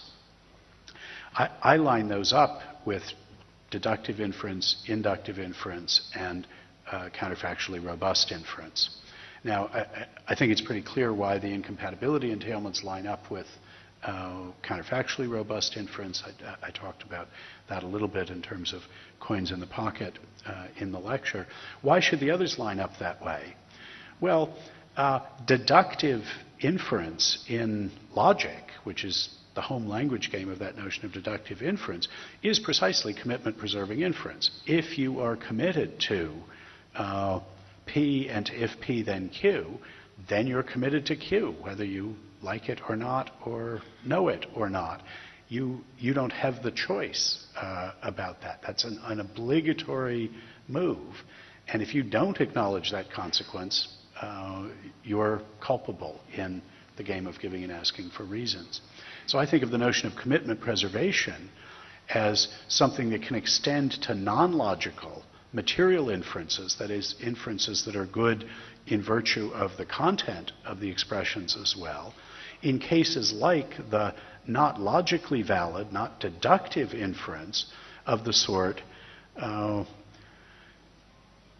Pittsburgh is to the west of New York, so New York is to the east of Pittsburgh. That's a commitment-preserving inference. It's like a deductive inference, but the fact that if you're committed to the one claim, you're committed to the other, doesn't turn on the meaning of the logical components. It turns on the meanings of east and west. So that's the reason for that assimilation. Those commitment-preserving inferences are, as it were, obligatory. You don't have the choice about drawing the conclusion. If you've committed yourself to the premises, you are committed to the conclusion. The connection is maybe a little bit more afield, the connection between entitlement-preserving inferences and inductive inferences. But what they have in common, again, is that they're permissive inferences. You're permitted to draw the conclusion, but not obliged. So there can be a good inductive inference. We might have evidence for the red sky at night, sailor's delight, red sky at morning, sailor take warning homily. It might often be true. So the fact that there was a brilliant sunrise gives us some reason to conclude that there'll be a storm during the day. It certainly doesn't commit us to that because we might have other evidence. If the barometer is rising, that by itself gives us the same sort of good reason, permissive reason, to conclude that it's going to be a fine day. It depends on what else is true. You're given some entitlement, permission to draw this conclusion, depending on what the collateral hypotheses are, but you're not obliged. Nobody's going to say, look, you noticed that sunset, so you have to believe that there's going to be a storm. No, it's like an inductive connection. It's a permissive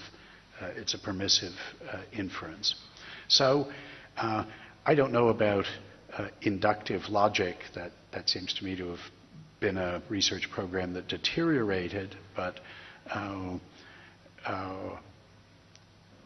permissive inferences, entitlement-preserving inferences, seem to me the appropriate generalization from talk about inductive logic, which is permissive. So that's the reason for the assimilations. Now, I think of the relations between these three kinds of inference. I think of them as strictly decreasing in strength. That is, if P incompatibility entails Q, then there's a good commitment-preserving inference from P to Q. And if there's a good commitment-preserving inference from P to Q, then there's a good entitlement-preserving inference from P to Q. But not vice versa in any of those cases. They're strictly related by strength. And in a paper called Conceptual Content and Discursive Practice, I show that the principles about commitment and entitlement that I lay down in Chapter 3 of making it explicit actually have that consequence, that you can derive the strictly decreasing strength from that. I didn't bring that, and I'm not thinking straight enough to reproduce the argument here. And in any case, the principles governing commitment and entitlement in Chapter 3 have got some intricacies to them. But anyway, that argument is available there. Now, Jart has given us an argument that these things all come to the same thing. So, what's the deal with that? I'm claiming it's not on the basis of invoking this argument that I cannot reproduce, but but I'm committed to out there somewhere. I think Yarda has been misled by what turns out to have been an injudicious remark, which other people have picked up on in thinking about making it explicit, which is where I said, look, there's an analogy between my favorite deontic primitives, commitment and entitlement, and the notions that people usually use in deontic logic, notions of obligation and permission. And that's just something I should never have said, or should have said, well, think about that, but don't take it very seriously. Because deontic logic begins with the analogy between obligation and permission on the one hand, those deontic notions, and the alethic notions of necessity and possibility. So it's something like a constitutive principle on the modal side that not possibly not is equivalent to necessarily, and not necessarily not is equivalent to possibly. And so in deontic logic, one says, well, not to be obliged not to do something is to be permitted to do it. And not to be permitted not to do it is to be obliged to do it. And that makes perfect sense. But it's not at all the case that not to be committed not to do something is to be entitled to do it, in my sense. Or that not to be entitled not to do it is to be committed to do it. At least when you think about commitments and entitlements for propositional things, they're not related like that at all. I mean, Yarda acknowledges that I don't want to define commitment and entitlement, one in terms of the other by appeal to negation, because, as we saw in the body of the lecture, I want to start with commitment and entitlement as distinct notions that are to be understood in terms of their pragmatic role in a game of giving and asking for reasons, and define in terms of them a notion of incompatibility, where commitment to one thing precludes entitlement to another, and vice versa in the version that I'm using, and use that notion of incompatibility to define negation.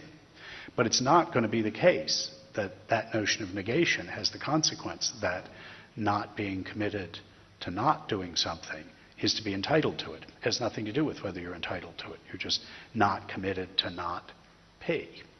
But whether you're entitled to it or not is completely independent of that. And again, not to be entitled to not pay doesn't have anything to do with whether you're committed to it or not. Those are just orthogonal dimensions. One of the innovations of making it explicit, compared to earlier pragmatist theories like Dewey's, and indeed to other pragmatic constructive programs like the Erlangen constructivist program, is that where they tried to get by with one notion of normative status, in Dewey's case, assertability, in the Erlangen case, something like provability or maybe constructibility, demonstrability, let's say. In making it explicit, I use these two flavors.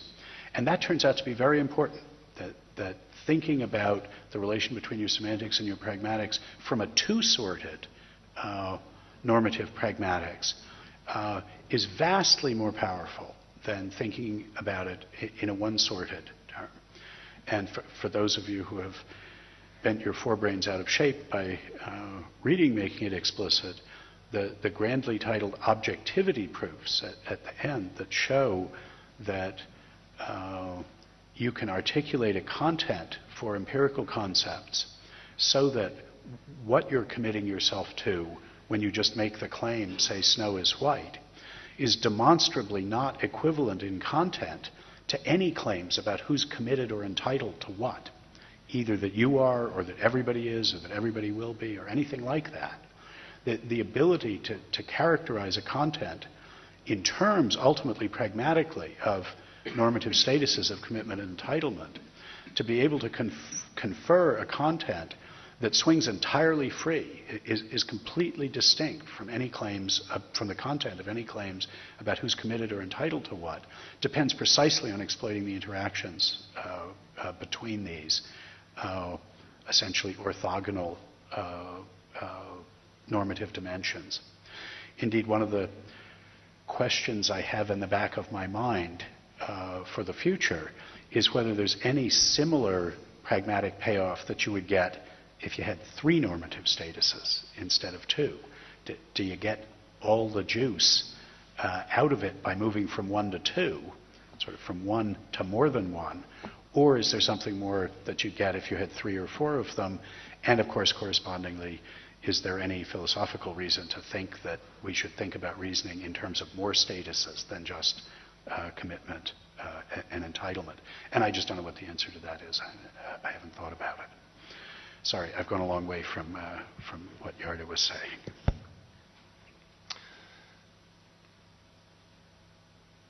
Michael Kramer, will you step up to the mic and open this section?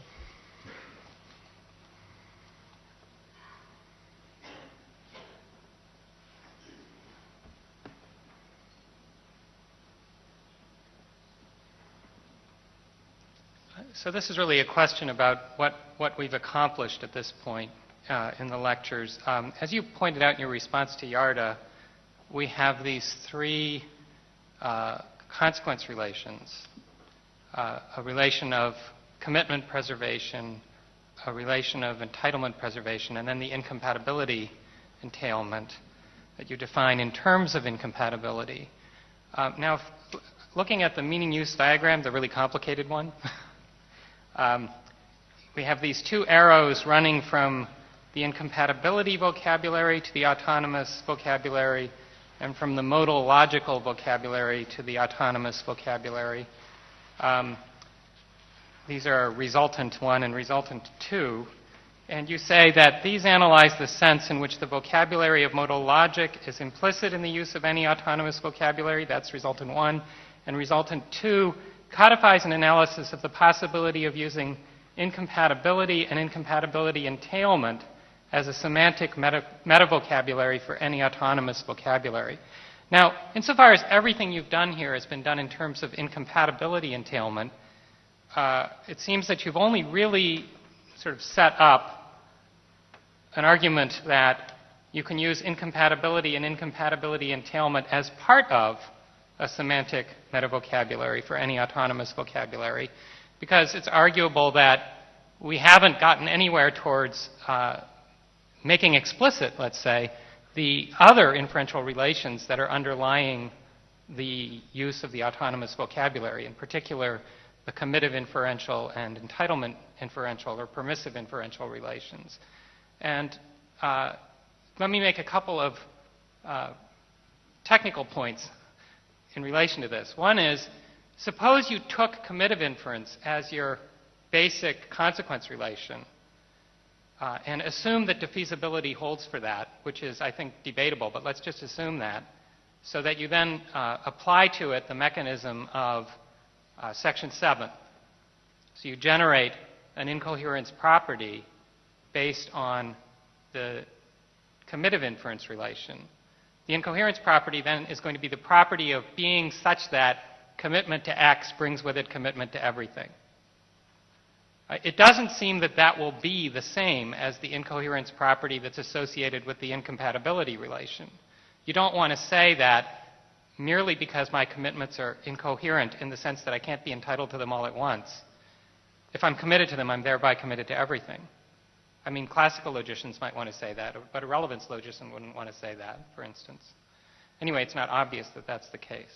So that would generate a different incoherence relation, which would then give us back the committive inference relation rather than the incompatibility entailment relation. That's a first point. Related to that, you define negation as the minimal incompatible. Right? But you define it as minimal with respect to the incompatibility entailment relation. One wonders what one would get if one defined a negation as the minimal incompatible with respect to the commitment inferential relation. And that answer does depend a bit on what the relation is between incompatibility entailment and committive inference. And I have to go look at your paper where you argue for a relation there. So those are two ways in which one might think that by paying attention also to commitive inference in a semantics that would be based on it, or entitlement inference perhaps in a semantics that would be based on it, you'd get a richer vocabulary that might have different varieties of negation in it, for instance, which would enable you to make explicit more than can be made explicit with just what you've brought on board at this point. Well, thank you, Michael. That's very helpful, and everything you've said is true. To begin with, it's perfectly true that I'm representing only part of the inferential content. We've got these three different dimensions of inferential relations, these three different flavors of inferential relations, and we're going to need to think about the contents of material non-logical expressions in terms of their roles in all of those kinds of inference. And I've only suggested how to represent one of those dimensions, the one corresponding to their incompatibility entailments. Now, that isn't just chosen at random. When Sellers confronts Quine's challenge to say, well, transposed into an inferentialist key, what's the practical difference, the difference in what we do, the difference that makes a difference between inferential relations that are underwritten by the conceptual contents of our expressions and the ones that are just underwritten by contingent matters of fact? So, for instance, you might think that the fact that no green monochromatic patch is red was part of the meaning of green, that inference from green to not red was part of the meaning of green. Whereas the fact that if a tractor is green, it's made by the John Deere company, that's a contingent matter of fact. I mean, they'll sue you if you paint your tractor green, at least John Deere green. It's not without an explanation, but it's just a contingent matter. They could have picked another color.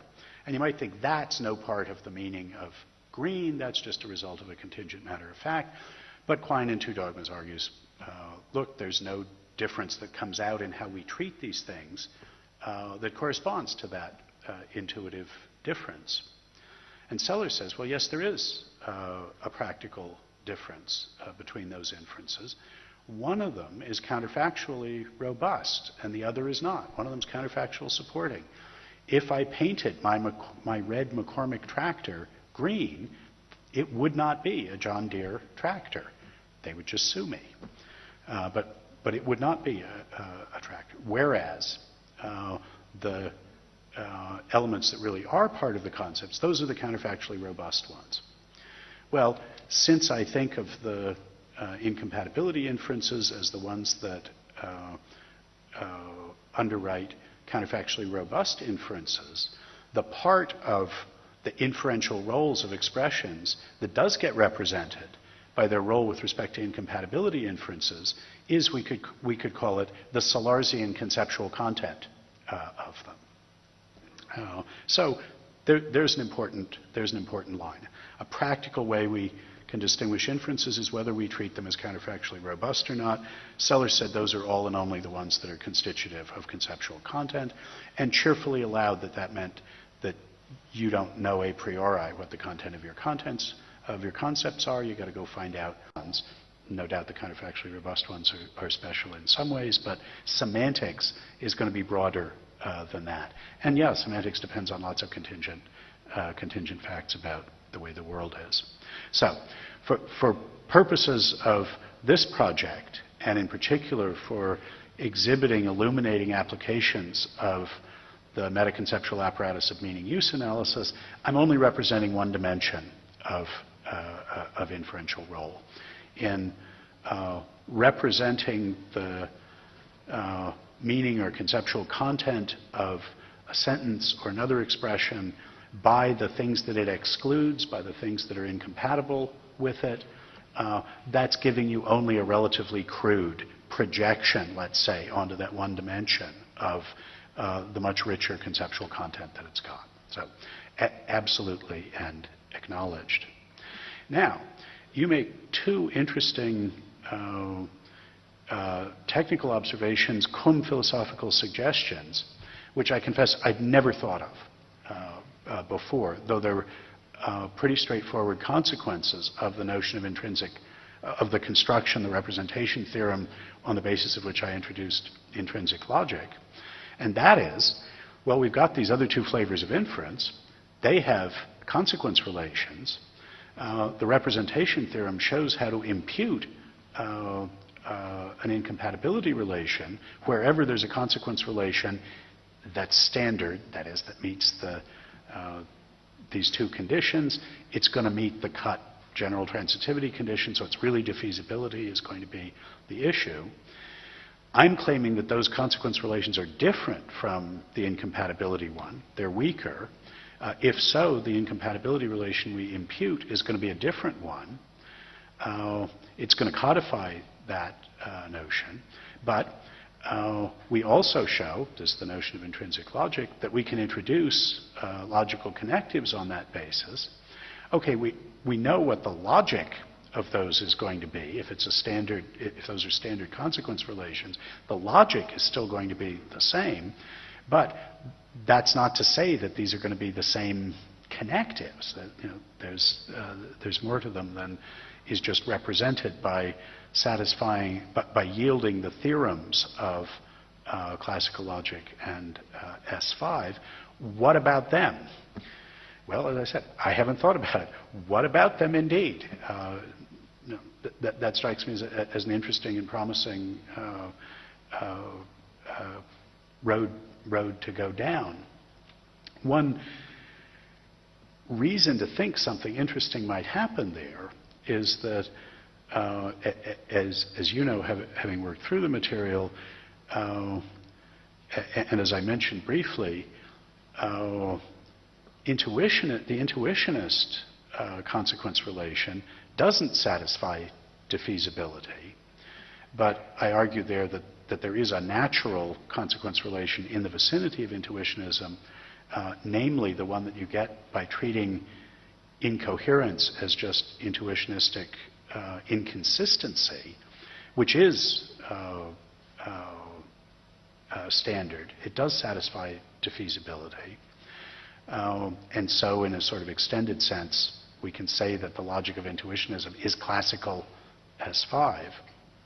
But it's also the case that there's a difference, that where defeasibility fails, so that we have to do this other thing, most of the inferences, one wants to say, in intuitionism, that intuitionistic logic says are bad, are defeasible, in the sense that if it says this set of sentences does not follow from this set, you can find something that's incompatible with the conclusion that's not incompatible with the premises. So you have a witness to the badness of the inference. But not all of them are. For instance, the inference from not P to P that intuitionism says is a bad inference, it has no witness. There's no diffeser in that, in the general case. Indeed, the inferences that intuitionism says are bad that don't have diffeasers in the intuitionistic system are just the inferences that classical logic says are good and intuitionism denies. Now this comes up, this exact same situation comes up in classical logic in the incompatibility framework. If we start off, if we don't form all the logical compounds, we only have the negations of some of the primitive propositions, for instance, then it may happen that the ones we're missing are just the ones we need to be witnesses to the badness of some of the inferences. And so we get more inferences than we should have had. If you complete the rest of the filling in of the logic, throw in all the rest of those sentences, then you get diffeasers for all of the bad inferences. And it is possible to complete intuitionistic logic by adding another notion of negation, adding another set of conceptual contents that it doesn't acknowledge, which turn out to be precisely the diffusers of the inferences that it says are bad. It's possible that that notion of negation would stand in an interesting relation to the notions of negation that would be introduced in commitment or entitlement preserving consequence relations. That's not even a conjecture, really. That's just a possibility that there's a connection there. So those are very interesting suggestions, and I haven't thought about them at all. I have 5 items on my list here, names and definite descriptions. I saw hands more or less simultaneously, and since I think even Bob would have trouble with simultaneous questions, I'm just going to impose a random order, but we could be running out of time. Please don't interpret the order in any way. I'll start with Pyramidstecker.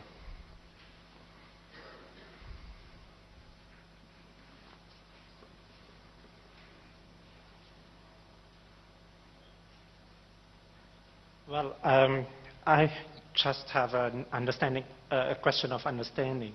Namely, it concerns the relation between inference and logical connectives.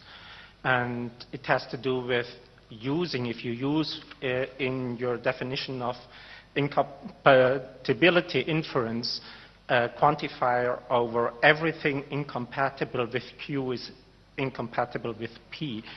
The question is what everything means. The same holds for every property.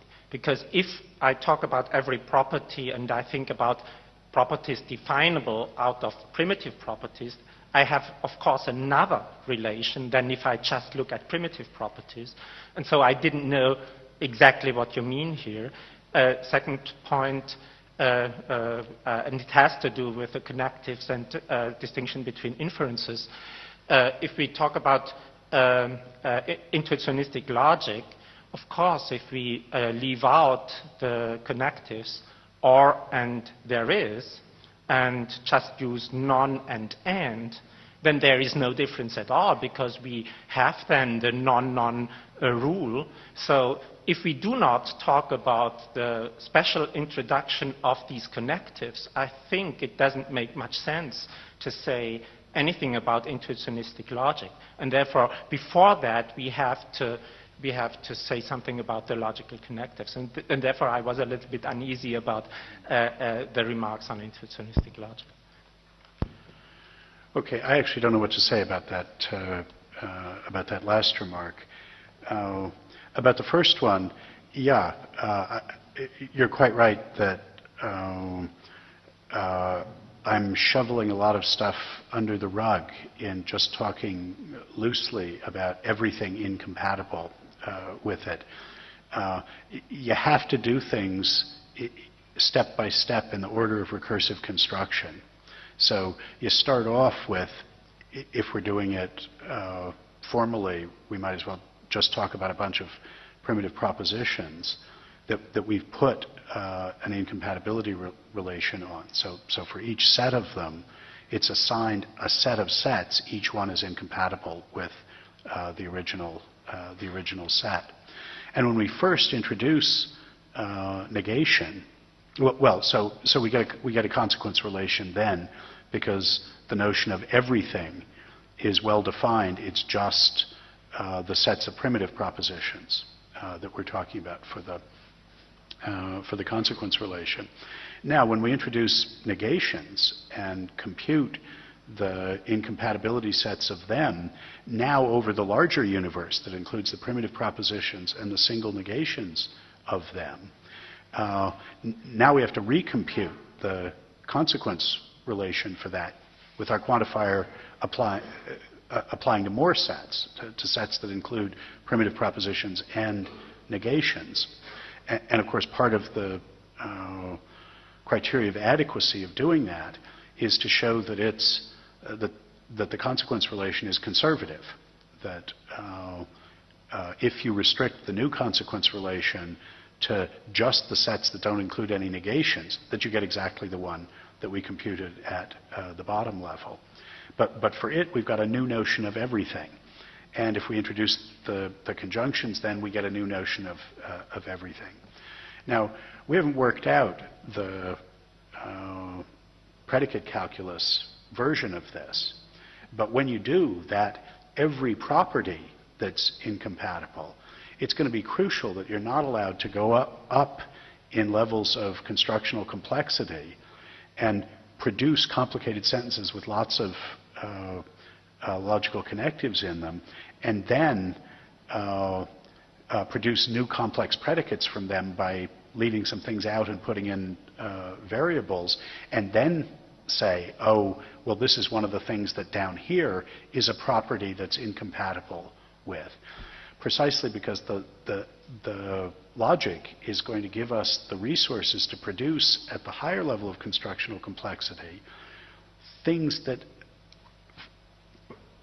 for any pairs of sentences, it'll give us the resources to construct something that's incompatible with the one and not with the other. So no consequences would go through if we're allowed to go up in complexity and come back down. So it's a fairly intricate, well, at any rate, one has to pay attention and always be proving the conservativeness and making sure that you know what you're quantifying over. But it is basically determined just, it's things that that are at the same level of constructional complexity is what the quantifiers range over. Then I'll ask the gentleman in the striped sweater. Maybe since I couldn't, you could begin by stating your name.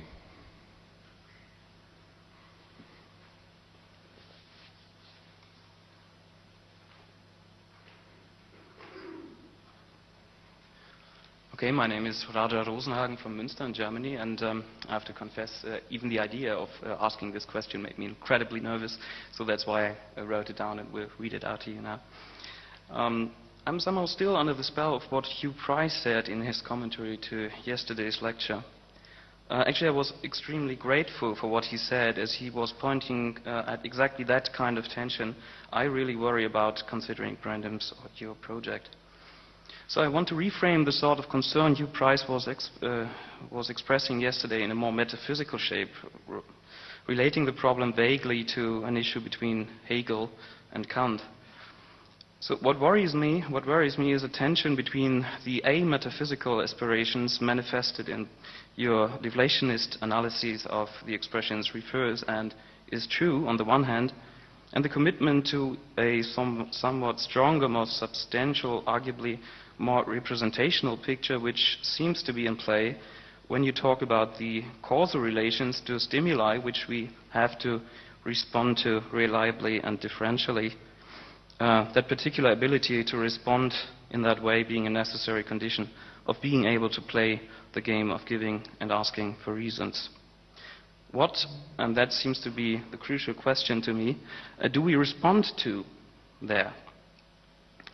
I think that in trying to answer that question, we might find ourselves in a kind of dilemmatcal situation. If we take ourselves to be responding to real objects, real properties, elaborated from facts as something, or that are something we are in no way responsible for, we find ourselves sliding down into a realist, maybe representationalist metaphysical picture, which does not go together well with your claim that all uses of refers and is true can be explained in pure intralinguistic terms, namely by referring to anaphoric relations. For if there really are real objects, properties, independent facts whatsoever out there, it seems to be hard to cling to the claim that construing reference as a relation and truth as a property is thoroughly false, a mistake, an example of muddled metaphysics. On the other hand, if we emphasize the deflationist strand of what you are suggesting, as Hugh Price was doing yesterday, we might find ourselves extremely puzzled as to how the causal relation to the stimuli we stand in can be understood as being a relation between us and the facts, those facts being true claims construed in a deflationist way. What does it mean that those facts are causally irrelevant? How can those facts be construed as stimuli? I think John McDowell might have an answer to that question, but I'm not sure about what you're going to say. But I tend to think that a way out of the kind of dilemma I'm suggesting, we find ourselves in, can be traced back to how Hegel reacted to Kant. Transcendental realism commits us to the claim that there are things out there, Dinge an sich, which somehow affect us, a claim which prompts the, I think, Jacobian question, what that relation of affecting shall be, if not some kind of causal relation to things and properties, a conception Kant explicitly rules out. Hegel, talking about the concept, das unbedingte absolute Allgemeine, on the other hand, I guess, offered a different picture where taking a perspective on the world, das unbedingte absolute Allgemeine, from within, necessarily goes hand in hand or with, or maybe is nothing else than giving a definition not only of who we are, but also of how the rest of the world, which is not us, is to be construed. Applying the causal vocabulary might then, in a hybrid Hegelian, Brandomian fashion maybe be taken as using a vocabulary, the only use of which is to make explicit how we, taking ourselves to be intentional creatures, thereby take ourselves as relating to the rest of the world. Causality could, and that is the suggestion I want to offer here, then be understood as making explicit the internal tension in what Hegel calls the concept, which is necessarily coming up as soon as any perspective on the world as a whole is taken. I find what you say in today's lectures extremely complicated, and it well may be that you have already addressed the tension and the way out that I was tentatively suggesting in a thoroughly ingenious fashion by pointing to the incompatibility relation as fundamental, but maybe not. So unless the picture I was offering is not deeply misguided, I would be extremely happy if you might elaborate on that tension and the role of causality, if possible relating to the frame I was describing it in. If you were nervous to ask that question, imagine how I feel having to answer it. One of the passages that Hugh focused on yesterday is one in which I say, look, there are lots of word-world relations, and there are even lots of word-world relations that we're going to want to talk about in semantics, but none of them is the reference or representation relation. And it's misguided for us to do our semantics as though some word-world relation could be singled out as the reference relation. Now, what I had in mind there is precisely that we're going to have to talk about our causal interaction with the world in order to make sense of why our words mean what they do rather than something else. Not now necessarily in our general account of what meaningfulness consists in, but when we talk about why red means red rather than square, why heavy means heavy, and so on, it's inevitable that we're going to have to talk about the role that these things play in our practical dealings with them. And those include all sorts of causal commerce that we have with them. So no one ought to deny that semantics needs to be in the business of talking about word-world relations and causal relations, sort of, I was saying commerce, in both directions. I mean, are responding differentially to them and are affecting them by the performances that we produce on them, and indeed the feedback loops that involve both of them. But that doesn't mean that we should do our semantics by starting with a notion of what's represented or referred to by our expressions. That's a completely different issue. I think of our talk about what we're referring to or what's represented, also the talk about truth, but let's just stick with referred to or represented, as an essential part of our interpersonal practice of navigating between our different doxastic perspectives. just by having different trajectories through the world, we're going to have different commitments. We find out about different parts of the world in different ways. We're going to have different commitments.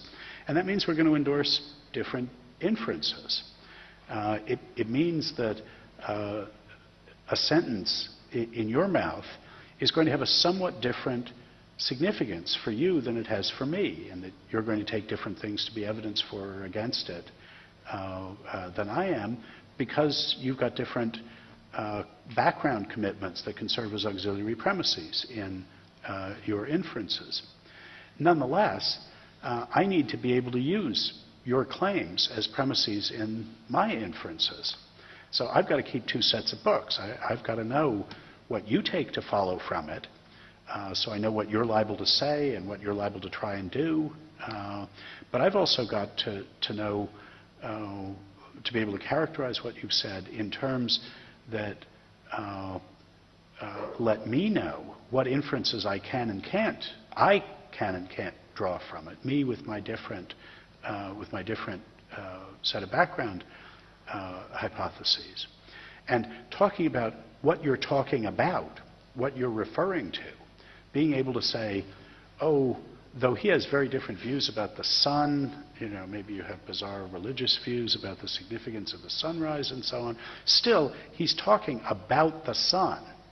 Now, when I say that, I'm committing myself to a way of mapping your talk onto mine that tells me, okay, so this is going to be sun inferences in my idiom.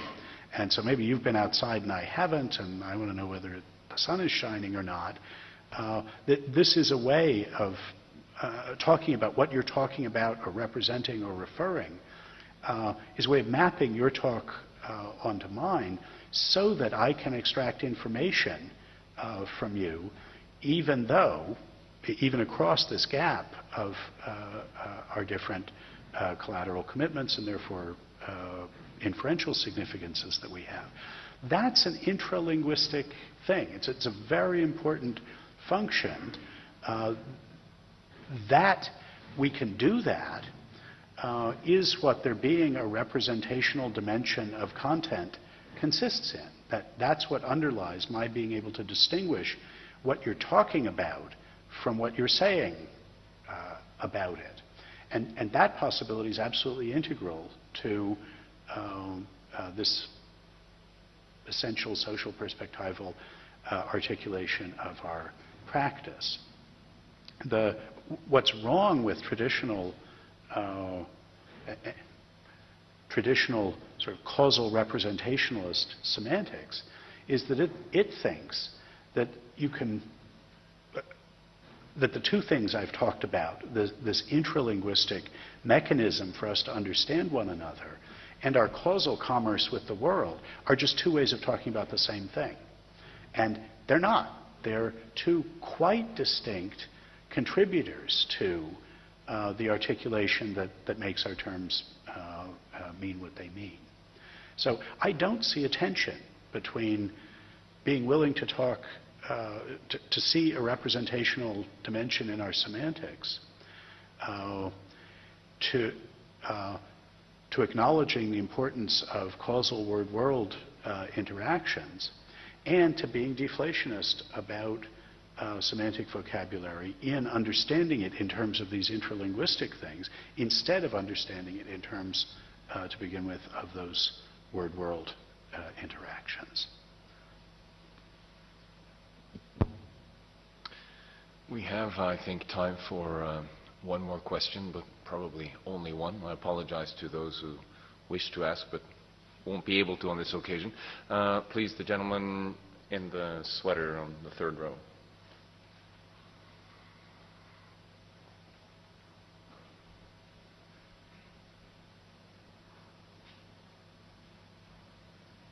My name is Igor Sedlar from Slovakia, and I have a technical question.